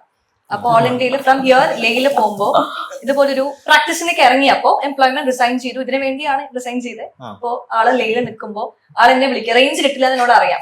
1 week ആയിട്ട് എനിക്കൊരു പണി ഏൽപ്പിച്ചിട്ടുണ്ടായിരുന്നു ഒരു ഫയലിങ്ങിന് വേണ്ടിയിട്ട്. അപ്പൊ ആളുടെ ക്ലയന്റ് എന്നെ വിളിക്കുന്നുണ്ട്, ഇത് ചെയ്യുന്നുണ്ട്. പക്ഷെ എന്തോ എവിടെ ഒരു ഡൗട്ട് എനിക്ക് വന്നായിരുന്നു. ബട്ട് അത് ഞാൻ ഹോൾഡ് ചെയ്ത് ചെയ്തു. അപ്പൊ ആൾ അവിടെ നിന്ന് റേഞ്ച് ഇല്ലല്ലോ. അപ്പൊ എനിക്ക് റേഞ്ച് കിട്ടുമോ മെസ്സേജ് കൃപ നീ ഫയലിംഗ് കംപ്ലീറ്റ് ചെയ്തോ. ആ ടൈമിൽ ഞാൻ പഠിക്കുകയാണ്, പക്ഷെ അത് എനിക്ക് കംപ്ലീറ്റ് ചെയ്ത് ആളുടെ ആ ജേർണി എനിക്ക് ഈസി ആക്കാൻ പറ്റിയെന്നൊരു ഫസ്റ്റ് വർക്ക് ആയിരുന്നു. പ്രാക്ടീസിൽ ഇറങ്ങിയ ഫസ്റ്റ് എടുത്ത് കഴിഞ്ഞിട്ടാണ് അധികം ക്ലൈന്റ് ബേസ് ഇല്ലല്ലോ, നമുക്കൊരു ബ്രേക്ക് എടുക്കുകയും ചെയ്യാം. കുറെ നാളായിട്ടുള്ള ആഗ്രഹമായിരുന്നു. അപ്പൊ അങ്ങനെയാണ് അത് സ്റ്റാർട്ട് ചെയ്തത്. അപ്പൊ ആ വർക്ക് കഴിഞ്ഞിട്ടായിരുന്നു അവര് ഉറപ്പിച്ചിട്ടുണ്ടായിരുന്നില്ല ഇൻകോർപ്പറേഷൻ വേണോ വേണ്ടെന്നുള്ളത്. ഡ്യൂറിംഗ് ഇതിലാണ് വിളിച്ചത്. അപ്പൊ ഫസ്റ്റ് വർക്ക് ആയതുകൊണ്ട് കളയാനും രാഹുലേട്ടനോട് ആ സമയത്ത് ഡൗട്ട് സച്ചു സ്റ്റാർട്ട് ചെയ്ത സമയമാണ്. സച്ചു ഇവിടെ ഇല്ല, കൃപ എന്നെ വിളിച്ചിട്ടുണ്ട്. അതെ അതെ, ഞാൻ ചോദിച്ചിട്ടുണ്ട് ഇങ്ങനെയാണ്. നമ്മൾ ഒരുപാട് സിറ്റിംഗിൽ ഇരുന്നാലാണ് ഇത് ഫൈനലൈസ് ആവാൻ പറ്റുക. അപ്പൊ നമ്മുടെ ഒരു ഫ്രണ്ടിന്റെ കമ്പനി ആയതുകൊണ്ട് ഫോൺ വഴി നമ്മള് മുംബൈയിൽ എത്തുമ്പോൾ ഒരു കോൾ കൊടുക്കും, പിന്നെ പഞ്ചാബിൽ എത്തുമ്പോൾ എടുത്ത് കൊടുക്കും. അത് കഴിഞ്ഞിട്ടാണ് പിന്നെ ഇത് ഫൈനലൈസ് ചെയ്ത് കഴിഞ്ഞാൽ പിന്നെ അവർക്ക് ഭയങ്കര അർജൻസി ഇപ്പൊ തന്നെ വേണം. അപ്പൊ അതിനൊരു പ്രൊസീജിയർ ഇത് പെട്ടെന്ന് വേണം, അത് അർജന്റ്. പിന്നെ ഞാൻ അത് ലഡാക്കിലൊക്കെ ആണെങ്കിൽ റേഞ്ച് ഭയങ്കര കുറവ് സ്ഥലമാണ്. അപ്പൊ അവിടെ ഇവിടെയൊക്കെ പോയിന്ന് മൊട്ടക്കുന്നിലൊക്കെ പോയിരുന്നിട്ട് വേണം കണക്ട് ആവാൻ. അപ്പൊ നമുക്ക് ദേഷ്യം വരും. കാരണം ഇത് പറഞ്ഞു കൊടുത്തതിന്റെ പിന്നെ അടുത്ത എന്റെ ധൈര്യം രാമേട്ടൻ ഇവിടെ ഉണ്ട്. അപ്പൊ എനിക്ക് എന്തെങ്കിലും ഇവിടെ കണക്ട് ചെയ്യാന്നുള്ളതിലാണ്. പിന്നെ നമുക്കുണ്ടല്ലോ ഇവന്റെ വർക്ക് ഒന്നുമില്ല, അത് എന്റെയും കൂടി വർക്ക് പോലെ എനിക്ക് ഫീൽ ചെയ്യാറ്. ഞാൻ അപ്പൊ തന്നെ കൃപേനെ സപ്പോർട്ട് ചെയ്തിട്ട് ചെയ്യേണ്ട കാര്യങ്ങളൊക്കെ ചെയ്യേണ്ടത്. അതായത് സംഭവം എന്ന് വെച്ചാൽ നമ്മൾ കുറച്ചും കൂടി ഈ പ്രൊഫഷൻ പാസ്സായി കഴിഞ്ഞാൽ കുറച്ചും കൂടി എന്താ ഫാമിലി വൈസ് കുറച്ചും കൂടി അറ്റാച്ച്ഡ് ആവും. സച്ചു ആണെങ്കിലും ഞാനാണെങ്കിലും ഇപ്പൊ കൃപയാണെങ്കിലും എല്ലാവരാണെങ്കിലും ഇപ്പൊ നമ്മള് സെയിം കാര്യം തന്നെ ചെയ്യുന്നത്. അവിടെ ഒരു കോമ്പറ്റീഷൻ നമുക്ക് ഫീൽ ചെയ്യാറില്ല. അതായത് പുള്ളി വല്ല ഡൗട്ട് ഉണ്ടെങ്കിൽ അവൻ എന്തെങ്കിലും ചെയ്യേണ്ട കാര്യങ്ങൾ അവൻ കൈവെക്കാത്ത ഏരിയ ആണെങ്കിൽ ചിലപ്പോൾ എന്നെ വിളിക്കാറുണ്ട്. അതുപോലെ ഞാനിപ്പോ എംപ്ലോയ്മെന്റിൽ ഇവന്റെ അത്ര എക്സ്പീരിയൻസ് എനിക്കില്ല. അതുപോലെ പ്രാക്ടീസിംഗിൽ ഇവൻ തുടങ്ങുന്ന സമയത്ത് എന്റെ അത്ര എക്സ്പീരിയൻസ് ഇവൻ ഉണ്ടായിരുന്നില്ലേ. അപ്പൊ അവനാണ് എന്നോട് ചോദിക്കാറ്. അതുപോലെ എംപ്ലോയ്മെന്റ് റിലേറ്റഡ് കാര്യങ്ങൾ വരുന്ന സമയത്ത് ഞാൻ അവനെ വിളിക്കാറുണ്ട്, സച്ചു ഇങ്ങനെ ഒരു സംഭവം ഉണ്ട്, നിന്റെ ഒരു എക്സ്പീരിയൻസിൽ എന്താണ്. കാരണം ഇവന് ആ എംപ്ലോയ്മെന്റ് ഫീൽഡിൽ ഒരുപാട് എന്നേക്കാൾ കൂടുതൽ എക്സ്പീരിയൻസ് സച്ചുവിനുണ്ട്. അപ്പൊ നമ്മളൊക്കെ അങ്ങോട്ട് ഷെയർ ചെയ്ത് അങ്ങനെ ചെയ്യുന്നൊരു ഇതാണ്. അപ്പൊ ഇനിയും നിങ്ങളൊരു 6 മാസം അല്ലെങ്കിൽ 1 കൊല്ലം കഴിഞ്ഞ് വരികയാണെങ്കിൽ ഉറപ്പായിട്ട് ഞാൻ പറയാം മെമ്പേഴ്സിന് എണ്ണം കൂടിയിരിക്കും കൂടെ. സോഫ കൂടാതെ ഇനി വരാൻ നിൽക്കുന്ന ആൾക്കാരും ക്വാളിഫൈഡ് ആണ്. പലരും അടുത്തൊരു പ്രൊഫഷൻ ഫൈനൽ സ്റ്റേജിൽ എത്തി നിൽക്കുന്ന സമയമാണ്. ഓക്കെ, അപ്പൊ ഒരു റെക്കോർഡ് സൃഷ്ടിക്കുന്നു. റെക്കോർഡ് സൃഷ്ടിക്കാനല്ല, എന്തോ എവിടെന്നോ സ്റ്റാർട്ട് ചെയ്തു. മറ്റേ എന്താ എന്താ റിയാക്ഷൻ പോലെ പോയിക്കൊണ്ടിരിക്കുക. ഇതില് നിങ്ങളുടെ ഒരു പല കുട്ടികൾ ചോദിക്കുന്ന അടുത്ത ഡൗട്ടാണ്. അതായത് വൺസ് CA CMA CS ഇതിലൊക്കെ വന്നു കഴിഞ്ഞാൽ കുറെ ബിസി ആയിരിക്കും ഷെഡ്യൂൾ. നിങ്ങളിപ്പോ പറഞ്ഞ കാര്യങ്ങളൊക്കെ ടൈറ്റ് ആയിരിക്കും. അപ്പൊ ഇതിനിടക്കും ഈ എക്സ്ട്രാ കരിക്കുലർ ആക്ടിവിറ്റീസ് എന്നൊക്കെ പറഞ്ഞ പോലെ നിങ്ങളുടെ ഒരു പാഷൻ ഇപ്പൊ ട്രിപ്പ് പോകുന്നുള്ളതിന് ഇപ്പൊ അറിഞ്ഞത് ഇവിടെ വന്നപ്പോഴാണ് വലിയ ട്രോഫിയൊക്കെ കണ്ടത്. സാറ് ഫുട്ബോൾ കളിക്കാൻ ഞാൻ ഇതുവരെ ഫുട്ബോളാണ് കളിക്കാറുണ്ടായിരുന്നത്. ഞാൻ ചോദിക്കുന്നത് ഈ പ്രൊഫഷന്റെ ഇടയ്ക്ക് അപ്പൊ നിങ്ങൾ ഇതൊക്കെ മാനേജ് ചെയ്യാൻ പറ്റും എന്നുള്ളത് തന്നെയാണ്. പറ്റും. ഞാൻ ക്രിക്കറ്റ് ഞാനിപ്പോ ലാസ്റ്റ് 5 കൊല്ലമായിട്ട് ടൂർണമെന്റ് കളിക്കാൻ പോകുന്നുണ്ട്. കളിക്കാൻ പോകുന്ന ടൂർണമെന്റിലൊക്കെ കപ്പും കിട്ടാറുണ്ട്. അത് ഇതുവരെ തോൽക്കേണ്ട അവസ്ഥ വന്നു. ഒന്നില്ല റണ്ണേഴ്സപ്പ് എങ്കിലും ആവാറുണ്ട്. അതുപോലെ തന്നെ ഞാൻ നന്നായി വരയ്ക്കായിരുന്നു. ആൾക്കാരെ ചിത്രമൊക്കെ വരയ്ക്കായിരുന്നു. ഈ സച്ചു വരയ്ക്കും കേട്ടോ, ഇല്ലെന്നല്ല പറയുന്നത്. അതെനിക്ക് ചെയ്യാൻ പറ്റാറുണ്ട്. എനിക്ക് ഇഷ്ടമുള്ള കാര്യങ്ങളൊക്കെ ചെയ്യാൻ പറ്റുന്നുണ്ട്. അതിനായിട്ട് സമയം കണ്ടെത്താനും പറ്റുന്നുണ്ട്. ഇപ്പൊ പ്രാക്ടീസിങ് ആണെങ്കിൽ നമ്മളുടെ സമയം നമ്മളാ ഡിസൈഡ് ചെയ്യും അല്ലെ. നമ്മള് കൊടുക്കുന്ന ടൈം അനുസരിച്ച് എംപ്ലോയ്മെന്റിൽ പോകുമ്പോഴാണ് നമുക്ക് ഒരു കമ്പനിയെ ഡിപ്പെൻഡ് ചെയ്ത് അവരെ ഡിപ്പെൻഡ് ചെയ്ത് നമ്മൾ സമയം മാറ്റേണ്ടി വരിക. പ്രാക്ടീസിങ് കുറച്ചും കൂടി സൗകര്യമാണ്. നമുക്ക് വർക്ക് ചെയ്യാനും സൗകര്യമാണ്, ഇൻഡിപെൻഡന്റ്ലി വർക്ക് ചെയ്യാം, ഇൻകം ജനറേഷനും സൗകര്യമാണ്. അതുപോലെ തന്നെ നമുക്ക് നമ്മളുടെ ഫാമിലി ലൈഫ് എൻജോയ് ചെയ്യാൻ പറ്റും. കൺവീനിയൻസ് ഉണ്ടോ? നിങ്ങളുടെ റൈഡിങ് സംഭവം ഒന്ന് പറയാം. എവിടെയൊക്കെ പോയിട്ടുണ്ട്, എങ്ങനെയാണ്? ഇവിടുന്ന് കേരള ടു ലഡാക്ക്, പിന്നെ അവിടുന്ന് തിരിച്ച് കേരളം വരെ സോളോ. അല്ലല്ല, ഞാൻ എന്റെ ഫ്രണ്ടും കൂടി അന്ന് കേൾക്കുമോ എനിക്ക് അറിയില്ല, പ്ലാൻ ചെയ്തിട്ടുണ്ടായിരുന്നു. അപ്പൊ ഞാനതിങ്ങനെ പ്രാക്ടീസിങ് ആലോചിക്കുന്ന സമയത്താണ് ഭയങ്കരമായിട്ട് കല്യാണം ഒരു കൊല്ലായിട്ടുണ്ടാവും, അതുകൂടി പറയണം. അപ്പൊ പിന്നെ പെട്ടെന്നൊരു തോട്ടിന്റെ പ്രോസസ്സ് ഞാൻ എടുത്തു. നമുക്ക് ഒരു 1 month ഒന്നും ഉണ്ടായില്ല വീട്ടില്. പിന്നെ ഞാൻ എന്റെ ഫ്രണ്ട് കൂടിയാണ് തുടങ്ങിയത്. ഞങ്ങള് പിന്നെ ഭയങ്കര പ്ലാനിങ് ചെയ്യുന്നു, നേപ്പാൾ ഭൂട്ടാനൊക്കെ പോയിട്ട് വരാം. ഇങ്ങനത്തെ ഒരു ടൈം ഇനി നമുക്ക് ലൈഫിൽ കിട്ടില്ല. ഇത്ര നമുക്ക് ഇപ്പൊ പ്രാക്ടീസിങ് ആണെങ്കിൽ ഇനി എനിക്ക് 6 ദിവസം അറിയാൻ പറ്റും. 1-2 days ആണെങ്കിൽ ഓക്കെ, 60 days ഒന്നും ഇനി ഇമ്പോസിബിൾ ആണെന്ന് അറിയാം. അപ്പൊ അങ്ങനെ പ്ലാൻ ചെയ്ത് ഒരു ലാസ്റ്റ് മൊമെന്റില് അത് പലപ്പോയി അതിന് ആൾക്ക് വരാൻ പറ്റാത്ത സിറ്റുവേഷൻ വന്നു. അപ്പൊ ആണെങ്കിൽ ഈ ലഡാക്കില് ഒരു ടൈം കഴിഞ്ഞ് കഴിഞ്ഞാൽ പാസുകൾ കാര്യങ്ങളൊക്കെ മഞ്ഞ് വേണ്ടി ഇറക്കി. ഞാൻ സെപ്റ്റംബറിലാണ് പോകുന്നത്, ആ ഒരു ടൈമിലാണ് പോകുന്നത്. അപ്പൊ പിന്നെ എനിക്ക് മനസ്സിലായി, ഞാൻ ജോലി ദിവസം ഇതിന് വേണ്ടിയിട്ട് ഞാൻ വീട്ടിലേക്കുന്നത്. പ്രാക്ടീസിനെങ്ങനെ COP കിട്ടി, പക്ഷെ ഓഫീസ് സ്റ്റാർട്ട് ചെയ്തിട്ടില്ല ഫോർമൽ ആയിട്ടുള്ള രീതിയിൽ. അപ്പൊ അത് കഴിഞ്ഞിട്ട് പിന്നെ ഞാൻ തന്നെ പോകാൻ വിചാരിച്ചു. അപ്പൊ ഇവിടുന്ന് പറഞ്ഞാൽ ഒരു കാര്യം ചെയ്യും, തന്നെ പോയിട്ട് പോവാം, കുഴപ്പമില്ലല്ലോ. എനിക്ക് അത്യാവശ്യം ഞാൻ ട്രാവൽ ചെയ്യുന്നതാണ്, സോ ട്രാവലിംഗ് ചെയ്യാറുള്ളത്. അപ്പൊ അങ്ങനെ ഫുൾ പ്ലാനിങ് ചെയ്ത് ബാക്കിയുള്ള കാര്യങ്ങൾ, സ്റ്റവ് കാര്യങ്ങൾ, ടെന്റ് അതൊക്കെ വാങ്ങിച്ച് ഒക്കെ എന്തിനാ പോയിരുന്നു? അപ്പൊ അങ്ങനെ പ്ലാൻ ചെയ്തിരിക്കുമ്പോഴാണ് എന്റെ ബ്രദർ ജർമ്മനിയിൽ വന്നിട്ടുണ്ടായിരുന്നു. പെട്ടെന്ന് ഞാനിങ്ങനെ ഇൻസ്റ്റാഗ്രാമിൽ സ്ക്രോൾ ചെയ്യുമ്പോൾ തീക്ലാൻഡ് റൈഡേഴ്സ് എന്ന് പറഞ്ഞിട്ട് ഒരു ടീമുണ്ട്, റൈഡിങ് ഗ്യാങ് ഉണ്ട്. അപ്പൊ അവരൊരു പോസ്റ്റ് കണ്ടു, നാളെ ഞങ്ങൾ ലഡാക്കിലേക്ക് പോകാൻ. അപ്പൊ ഞാൻ അപ്പൊ തന്നെ ഓണത്തിന്റെ ആ സമയത്ത് ദേവദാസ് ബ്രോ ഉണ്ട്, അതാണ് ഒരു ലീഡ്. ആളെ വിളിച്ച് പാളപ്പനെ പറഞ്ഞു നാളെ പോകുന്നു. തലേദിവസം അങ്ങനെ പെട്ടെന്ന് തന്നെ വണ്ടി കൊണ്ടുപോയി. വണ്ടി ഒന്നും വെള്ളി ചെയ്യാനൊന്നും പറ്റിയില്ല, ഒക്കെ വെച്ച് കിട്ടി. ഞങ്ങള് പിറ്റേ ദിവസം പോയി. പിന്നെ ഒരു 32 ദിവസം ഇവിടെ നേരെ പോയി. അങ്ങനെ അപ്പൊ നിങ്ങൾ ഇപ്പോഴും ഇടക്ക് റൈഡിങ്? ഞങ്ങൾ 3 ദിവസം കൂർഗ് പോയിട്ട് വന്നു ബൈക്കിൽ. ഓക്കെ, ഹൃദയ മാമോ, എന്താണ് നിങ്ങളുടെ കഴിവുകൾ? പ്രത്യേകിച്ച് ഇത്രയും വലിയ കഴിവുകളൊന്നുമില്ല. ഇവരൊക്കെ അടുത്തിരിക്കുന്നത് കൊണ്ട് പിന്നെ ഞങ്ങൾ രണ്ടാളും ഇടയ്ക്ക് ഒരു ട്രിപ്പ് പോകും അങ്ങനെ ഇതില് ഞാൻ CMA അങ്ങോട്ട് എന്താ പറയാ CS 4 പേരുള്ളത് കൊണ്ട് CMA ചോദിക്കാൻ പറ്റില്ല കാര്യമായിട്ട്. പ്രൊഫഷണലിൽ കയറിയ ശേഷം CMAന്റെ ഒരു എങ്ങനെയാണ് CM എന്നുള്ള നിങ്ങളുടെ ഇപ്പോഴത്തെ റോള് എങ്ങനെയാണ്, എത്രമാത്രം പ്രൊഫഷണലി ഗ്രോത്ത് ഉള്ളൊരു ഏരിയ ആണെന്ന് എങ്ങനെ പറയാൻ പറ്റും ഫ്രം സെൽഫ് എക്സ്പീരിയൻസ്? ഞാൻ മുമ്പ് വർക്ക് ചെയ്തത് മണപ്പുറത്താണ്. മണപ്പുറത്ത് MIS ഹെഡായിട്ട് വർക്ക് ചെയ്തത്. അപ്പോൾ മെയിനായിട്ട് അനലൈസിങ് അങ്ങനത്തെ ഫീൽഡിലായിരുന്നു ഹാൻഡിൽ ചെയ്തിട്ടുണ്ടായിരുന്നത്.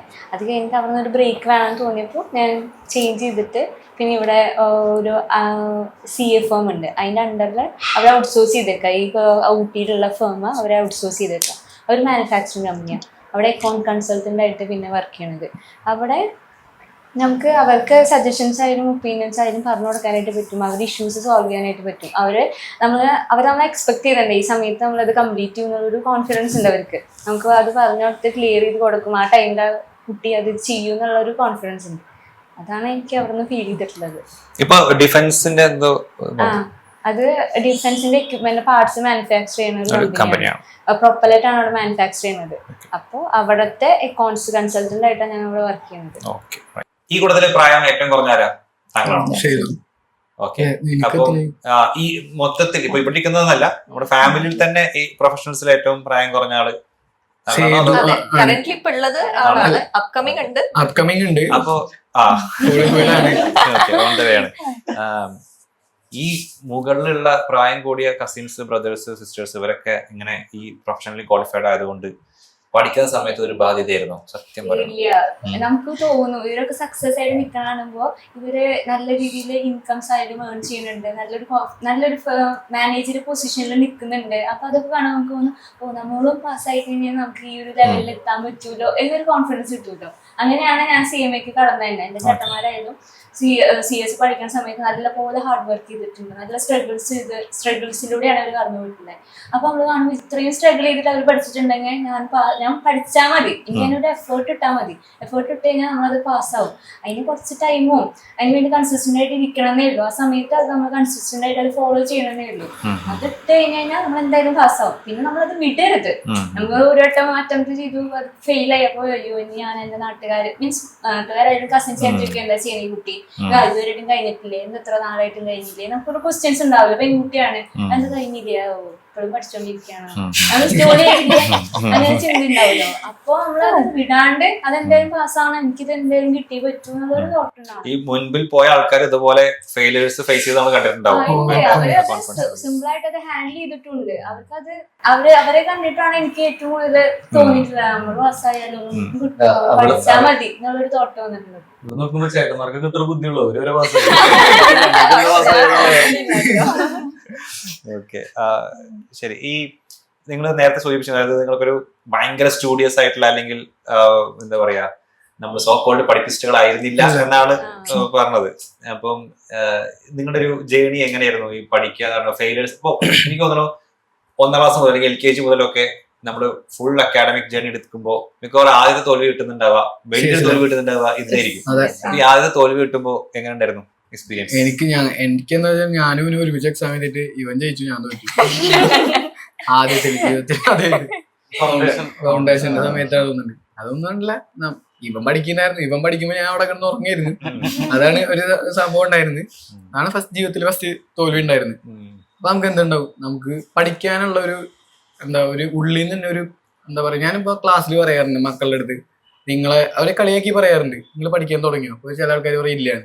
കഴിഞ്ഞ ആഴ്ച പറഞ്ഞിട്ടുണ്ടായിരുന്നു ഇല്ല എന്ന് പറഞ്ഞത്, നിങ്ങൾ ഈ പഠിക്കണ്ട, നിങ്ങൾ ICUലാണ് കിടക്കുന്നത്, വെന്റിലേറ്ററിലാണ്, അതിന് പുറത്തിറങ്ങാൻ ചാൻസ് കുറവാണ്, ഈ ദിവസം 12 മണിക്കൂർ പഠിച്ചാൽ നിങ്ങൾ പാസ്സാവുള്ളൂ എന്നൊക്കെ പറയും. എന്താണെന്ന് വെച്ചാൽ നമ്മൾ ഈ തോൽക്കുക ജയിക്കുക അതിന് നമുക്ക് പഠിച്ചു. അതായത് ഈ ഒരു തോൽവി നമ്മുടെ ജീവിതത്തിൽ ഒരു ശാശ്വതമായുള്ള കാര്യമല്ല, അവസാനമല്ല. ഇനി വരാൻ പോകുന്ന വലിയ വിജയങ്ങൾക്കുള്ള ഒരു മുന്നോടിയായിട്ടുള്ള ഒരു ചെറിയൊരു തോൽവിയാന്ന് മനസ്സിലായി. പിന്നെ നമ്മൾ എന്ത് ചെയ്തു, ഹാർഡ് വർക്ക് ചെയ്ത് പഠിച്ചു. നമുക്ക് ഹാർഡ് വർക്ക് ചെയ്യാന്ന് പറഞ്ഞാൽ നമ്മൾ തന്നിട്ടുള്ള സിലബസ് മനസ്സിലാക്കിയിട്ട് എങ്ങനെയാണ് പഠിക്കേണ്ടതെന്ന് മനസ്സിലാക്കി പഠിച്ചു കഴിഞ്ഞാൽ കംപ്ലീറ്റ് ചെയ്യാവുന്ന കോഴ്സേ ഉള്ളൂ. ആ സിലബസ് ആണ്, നമുക്ക് എന്താണ് സിലബസ് മനസ്സിലാക്കി പഠിച്ചാൽ മതി. അങ്ങനെ പഠിച്ചും പാസ്സായതിൻ്റെ ഒരു ഒരു റിസൾട്ടാണ് ഞങ്ങളൊക്കെ ഇവിടെ ഇങ്ങനെ ഇരിക്കുന്നത്. ഞങ്ങളിപ്പോ ഭയങ്കര 10ാം ക്ലാസ്സിൽ 10+2 ഫുൾ A+ കിട്ടിയ ആൾക്കാരൊന്നുമല്ല. ഞങ്ങളെ ആവറേജ് അല്ല, എന്നാ അബോവ് ആവറേജ് ആണ്. എന്ന് വെച്ചാൽ അത്രയും വലിയ വളരെ മോശമല്ല. പക്ഷെ ഞങ്ങള് പഴയ പല ഗെറ്റ് ടുഗദറിലും ഞങ്ങൾ ഫേസ് ചെയ്തിട്ടുണ്ട്. അതായത് നമ്മളുടെ ഒപ്പം 10A+, 6A+ ഒക്കെ വാങ്ങി നിന്ന ആൾക്കാര് ഇന്ന് ജോലിക്ക് വേണ്ടി സ്ട്രഗിൾ ചെയ്യാണ്. ഞങ്ങൾ ഫേസ് ചെയ്ത കാര്യം പറയുന്നത്. അല്ലെങ്കിൽ ചെറിയ ശമ്പളത്തിൽ ജോലി ചെയ്യുമ്പോൾ നമ്മൾ അവരെക്കാൾ ഒരുപാട് സാലറി വാങ്ങി നല്ല പോസ്റ്റിലിരിക്കുമ്പോൾ അവര് പലപ്പോഴും പറഞ്ഞേക്കാം, ഞങ്ങൾക്ക് അന്ന് നിങ്ങൾ ചെയ്ത സമയത്ത് അത് ചെയ്താൽ മതിയായിരുന്നു. അപ്പൊ ഞങ്ങൾക്കൊരു പേഴ്സണൽ ഫ്രണ്ട് ഉണ്ട്, കോമൺ ഫ്രണ്ട്. അവന്റെ കാര്യം പറയുകയാണെങ്കിൽ ഞങ്ങളുടെ രണ്ടാളും CS പോകുമ്പോൾ കളിയാക്കിയിരുന്ന ഒരു വ്യക്തിയാണ്. നമ്മുടെ പേര് പറയാൻ പറ്റുന്നതുകൊണ്ട് പറയുന്നില്ല. പുള്ളിക്കാരൻ ഇങ്ങനെ കളിയാക്കിണ്ടാവും, CS ഇതൊരു കാര്യമില്ല എന്നൊക്കെ പറഞ്ഞിട്ട്. പുള്ളിക്കാരന് ഇപ്പോ 35 വയസ്സുണ്ടാവില്ല, ഇപ്പോഴും പ്രത്യേകിച്ച് ജോലിയൊന്നും ആയിട്ടില്ല. ജോലിക്ക് വേണ്ടി സ്ട്രഗിൾ ചെയ്യാം. പക്ഷെ ഞങ്ങൾക്ക് ആ സമയത്ത് ഞങ്ങളെ കളിയാക്കി, നമ്മളവനെ പറ്റുന്ന ആൾക്കാരൊക്കെ സഹായിക്കുന്നുണ്ട്. ജോലി വാങ്ങി കൊടുക്കാൻ പറ്റുന്നവർക്കൊക്കെ പല കമ്പനികളിലും ജോലിയാക്കി കൊടുക്കുന്നുണ്ട്. അവരെ കളിയാക്കി പറയുന്നല്ല. പക്ഷെ അന്ന് നമ്മളെ കളിയാക്കിയ പല ആൾക്കാരും ഇന്ന് നമ്മുടെ ഫ്രണ്ടാന്ന് പറയുന്നത്. ആ രാഹുലും സച്ചിനും എന്റെ ഫ്രണ്ടാ, ഞങ്ങളൊപ്പം പഠിച്ചതാണ്, അങ്ങനെ പറയുന്നത്. അപ്പൊ നമ്മുടെ ഒരു അച്ചീവ്മെന്റ് ആയിട്ടാണ് നമുക്ക് തോന്നുന്നത്. പിന്നെ അന്ന് ഞങ്ങളൊക്കെ SSLC പഠിക്കുന്ന സമയത്ത് ഒരു കാറ്റഗറൈസേഷൻ ഉണ്ട്. ഏറ്റവും കൂടുതൽ മാർക്ക് വാങ്ങിയിട്ടുള്ള കമ്പ്യൂട്ടർ സയൻസ്, പിന്നെ അതിൽ കിട്ടാത്ത ആൾക്കാർ സയൻസ്, പിന്നെ കൊമേഴ്സ്, ഒന്നും കിട്ടാത്ത ആൾക്കാർ ഹ്യൂമാനിറ്റീസ് എന്നുള്ള ഒരു നറേറ്റീവ് ഉണ്ട് ആൾക്കാർ മൈൻഡ്. അപ്പൊ ഞങ്ങളൊക്കെ നമുക്ക് പിന്നെ കമ്പ്യൂട്ടർ സയൻസോ അങ്ങനത്തെ ആഗ്രഹങ്ങളെ ഉണ്ടായിരുന്നില്ല.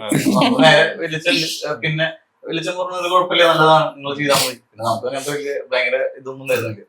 അപ്പൊ ഞങ്ങൾ ചേർന്നു. അപ്പൊ നമ്മൾ എന്നിട്ട് പിന്നെ SSLC മാർക്ക് ഷീറ്റ് ഒക്കെ വാങ്ങുമ്പോൾ ആൾക്കാർ എന്റെ കൊമേഴ്സ് എടുത്ത് വേറെ കിട്ടിയില്ലേ എന്നുള്ള ഒരു സംഭവമാണ്. അത് ഒരുപാട് നാളെ ഫേസ് ചെയ്തിട്ടുണ്ട്. പിന്നെ കൊമേഴ്സ് അല്ലെങ്കിൽ CS എന്ന് പറയുമ്പോൾ ആ കാലത്ത് കമ്പ്യൂട്ടർ സയൻസ് എന്നുള്ള ഒരു ആൾക്കാരുടെ മൈൻഡില് അതാണോ എന്നുള്ളത്. ഇപ്പൊ പിന്നെ സോഷ്യൽ മീഡിയയും യൂട്യൂബും ആ ഒരു IT റവല്യൂഷൻ വന്നതിന് ശേഷം കൂടുതൽ ആൾക്കാരിലേക്ക് എത്തി.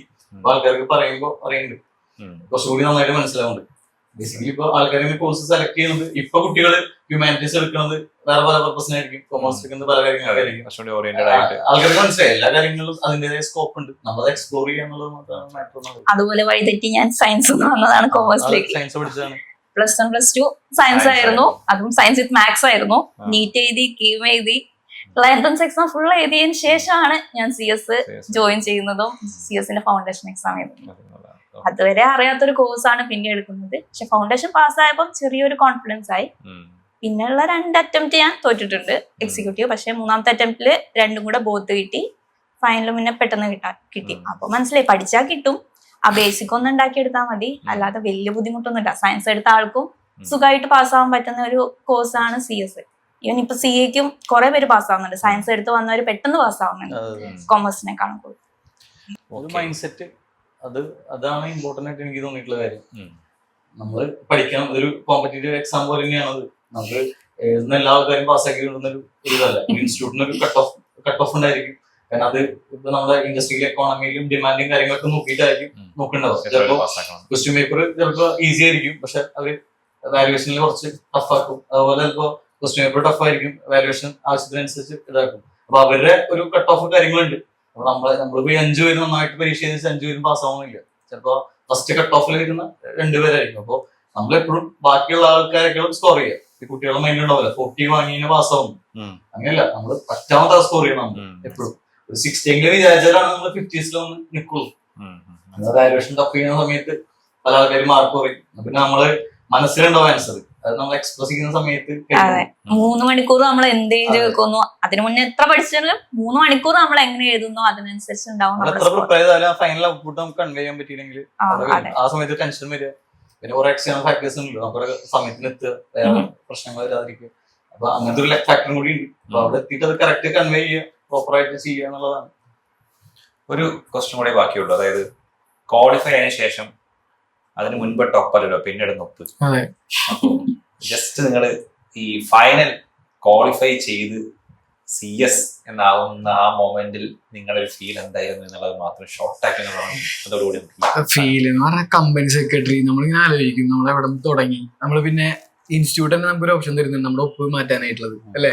അവിടെ ഏത് ഒപ്പിടണം നമ്മൾ ആലോചിക്കും. അപ്പൊ അതുവരെ അത് മാറ്റാം. ഇതൊരു കുട്ടി ചോദിച്ചു ഈ അടുത്ത്, ആശുഷ് സാറായിരുന്നു ഡൗട്ടുകൾ ചെയ്തിരുന്നത്.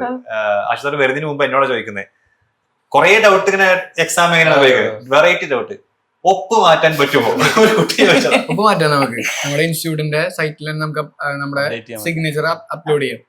പക്ഷെ നമ്മൾ അത് കഴിഞ്ഞിട്ട് നമ്മൾ ഇടുന്ന പല സ്ഥലങ്ങളിൽ എഗ്രിമെന്റ് ആയാലും അതുപോലെ തന്നെ നോട്ടീസുകളായാലും അല്ലെങ്കിൽ ഡ്രാഫ്റ്റിംഗ് ഡോക്യുമെന്റ്സ് ഒക്കെ ആയാലും നമുക്ക് കാണുമ്പോൾ തന്നെ മനസ്സിലാവും അത്രയും കോൺഫിഡൻഷ്യൽ ആയിട്ടുള്ള അത്രയും ഇമ്പോർട്ടൻ്റ് ആ ഓർഗനൈസേഷന്റെ ഭാവിയെ തന്നെ മാറ്റിമറിക്കാൻ ചാൻസ് ഉള്ള പല കാര്യങ്ങളിലാണ് നമ്മൾ ഒപ്പിടുന്നത്.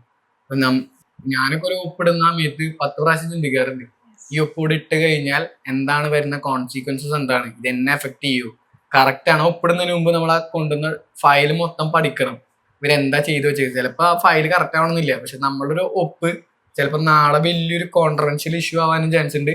അതുപോലെ തന്നെ വലിയൊരു മാർക്കറ്റിൽ വലിയ ചേഞ്ച് വരുത്താനുള്ള ചാൻസ് ഉണ്ട്. കാര്യം ഇപ്പം ഞാനിപ്പോൾ ഒരു മൈനോറിറ്റി സെക്ടറിലാണ് വർക്ക് ചെയ്യുന്നത്.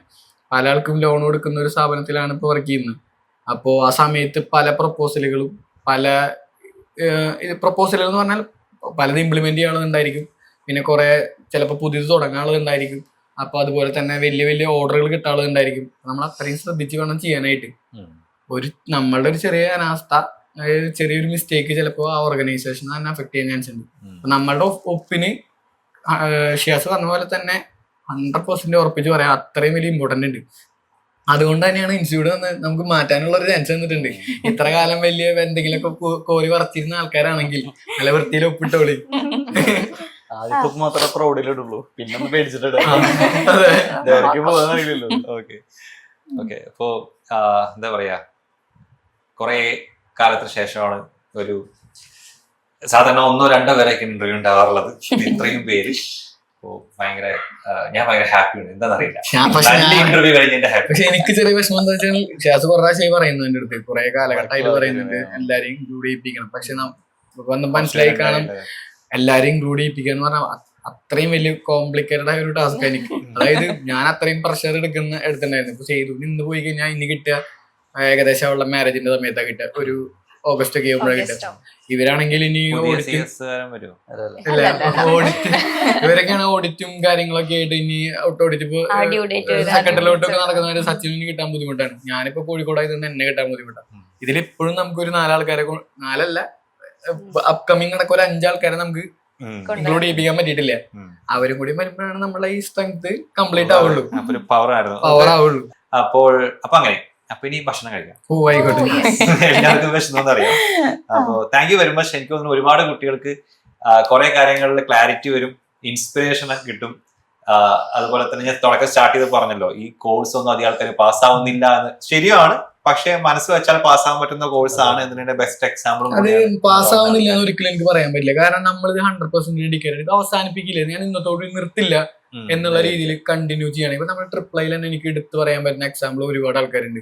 നമ്മുടെ ഹന നല്ലൊരു മോളാണ്, നന്നായി പഠിക്കും. അതുപോലെ അവളെ ഇതൊരിക്കലും ഡ്രോപ്പ് ചെയ്യില്ല എന്നുള്ളൊരു മൈൻഡ് സെറ്റ് ഉണ്ട് അവൾക്ക്. അതുപോലെ ഒരു പഠിച്ചിട്ട് ഈ സിലബസ് കംപ്ലീറ്റ് ചെയ്തിട്ട് ഞാൻ എക്സാമിന് പോകുള്ളൂ എന്നുള്ളൊരു മൈൻഡ് സെറ്റ് ഉണ്ടായിരുന്ന കുട്ടിയാണ്. ഞാൻ പഠിപ്പിച്ചിരുന്നതാണ്. നമ്മൾ പറയുന്ന സമയത്ത് അവൾക്ക് മനസ്സിലാവാത്ത കാര്യങ്ങളാണെങ്കിൽ പുള്ളിക്കാരി ഞാൻ ശ്രദ്ധിച്ചിട്ടുണ്ട്, അവളുടെ നോട്ടിൽ മലയാളത്തിൽ എഴുതിയിരുന്നു. ആ സ്റ്റോറിയാണ്, കഥയൊക്കെ ആണെങ്കിൽ അവൾക്ക് മനസ്സിലാവുന്ന ഷോർട്ട് നോട്ടുകൾ പോലെ. എന്നിട്ട് അവൾ എന്താ 100% ഡെഡിക്കേറ്റഡ് ആയിട്ട് എഴുതി ഫസ്റ്റ് അറ്റംപ്റ്റ് തന്നെ ക്ലിയർ ചെയ്ത ഒരു മോളാണ്. അതുപോലെ തന്നെ ആദിൽ, ഇവരൊന്നും എവിടെയും തോൽക്കണം ഞാൻ കണ്ടിട്ടില്ല. നമ്മുടെ ട്രിപ്പിളിൽ ഒരുപാട് സ്റ്റുഡൻസ് പാസ്സായിട്ടുണ്ട്. അതില് ഫസ്റ്റ് അറ്റംപ്റ്റ് തന്നെ ക്ലിയർ ചെയ്ത 2 മക്കളുടെ പേര് ഞാൻ എടുത്ത് പറയാണ്. നമ്മൾ നിർത്തില്ല എന്നുള്ളൊരു ഇത് ഉറപ്പുവരുത്തിയാൽ നമ്മുടെ മനസ്സിനോട് തന്നെ പറഞ്ഞാൽ അത് അവസാനിപ്പിക്കില്ല, ഇത് കംപ്ലീറ്റ് ചെയ്തിട്ടാ നിർത്തുള്ളൂ. ഈവൻ ഇപ്പൊ ഞാൻ അങ്ങനെ തുടങ്ങിയതാണ്, ഹൃതിക അങ്ങനെ ചെയ്തതാണ്, സച്ചു അങ്ങനെ ചെയ്തതാണ്, കൃപപ്പ് അങ്ങനെ ചെയ്തുകൊണ്ടിരിക്കുന്ന, സേതു അങ്ങനെയാണ്. ഇതിൽ ആരെങ്കിലും ഒരാൾ പറയാണ് നമുക്ക് പറ്റില്ല, നിർത്തി മതി എന്ന് ചിന്തിച്ച് അവിടെ നമ്മൾ തോറ്റു, അവിടെ നിന്ന് അങ്ങോട്ട് നമുക്ക് ലൈഫില്ല. അതുകൊണ്ട് ആ ഒരു കാര്യം എത്ര ആൾക്കാർ സീരിയസ് ആയി എടുക്കുന്നു അവരൊക്കെ പാസ്സായി ഞാൻ കണ്ടിട്ടുണ്ട്. ഈവൻ ഞാനൊരു ലിവിങ് എക്സാമ്പിൾ ആണ്. കാരണം എനിക്ക് പല സിറ്റുവേഷനിലും എനിക്ക് തോന്നിയിട്ടുണ്ട്. കാരണം ഞാൻ ഇതിനെക്കാട്ടിലും അപ്പുറത്ത് ഞാനിപ്പോ ഇവന്റ് മാനേജർ ഓർഗനൈസിങ് ചെയ്യാൻ ഇഷ്ടമുള്ള ഒരാളാണ്, ആങ്കറിന് ഇഷ്ടമുള്ള ആളാണ്, അതിന് പോയിട്ടുമുണ്ട്. ആ രീതിയിലാണ് എനിക്ക് തിരിയാൻ എനിക്ക് താല്പര്യം ഉണ്ടായിരുന്നത്. ഞാൻ പറഞ്ഞു ഇവരുടെ ഇൻസ്പിറേഷൻ ആണ് എനിക്ക് ഉണ്ടായത്. ഓക്കെ, നമുക്ക് അതിനെക്കാട്ടിലും ഒരു ഇത് വേണം എന്നുള്ളത്. അപ്പൊ ഞാൻ കരഞ്ഞ് എവറി നൈറ്റ് ഞാൻ കരയുമായിരുന്നു. ഇത് ഞാൻ പറയാം, I don't want to continue the CS. അപ്പം he is the only one. ഇവിടെ എന്റെ അച്ഛൻ വരെ പറഞ്ഞു, കൃപ നീ വിട്ടോ, നിനക്ക് ഇഷ്ടമുള്ള പണിക്ക് നീ പോയിക്കോ, നീ don't cry every time. He is the one side, കൃപ നിനക്ക് കേപ്പബിലിറ്റി ഉണ്ട്, നീ ജസ്റ്റ് ഹാർഡ് വർക്ക് മാത്രം ഇട്ടാൽ മതി. നീ CS ആയിട്ട് നീ എന്തോ ചെയ്തോ, you go for anchoring or something. അത് മോശമാണ് എന്നല്ല ഞാൻ പറഞ്ഞത്. If you have A capability, just put a little bit of hard work, you will get it എന്ന് പറഞ്ഞിട്ട് കൃപയ്ക്ക് ചെറിയൊരു മോട്ടിവേഷന്റെ പ്രശ്നമേ ഉള്ളൂ. ഈവൻ ലാസ്റ്റ് ടൈം ഓൾസോ രാവിലെ ആയിട്ട് ഒരു ഹാഫ് ആൻ അവർ മോട്ടിവേഷനിലാണ് ഞാൻ ഇപ്പൊ ഇവിടെ ഇരിക്കുന്നത്. എനിക്ക് തോന്നുന്നു ഇത് കാണുന്ന കുറെ പേർക്ക് ഈ വീഡിയോ തന്നെ ഒരു മോട്ടിവേഷൻ ആയിരിക്കും. സോ അവരെല്ലാവരും പെട്ടെന്ന് ക്ലിയർ ആവട്ടെ എന്ന് കൂടെ ആശംസിച്ചുകൊണ്ട്, അപ്പോൾ thank you very much. Thank you so much.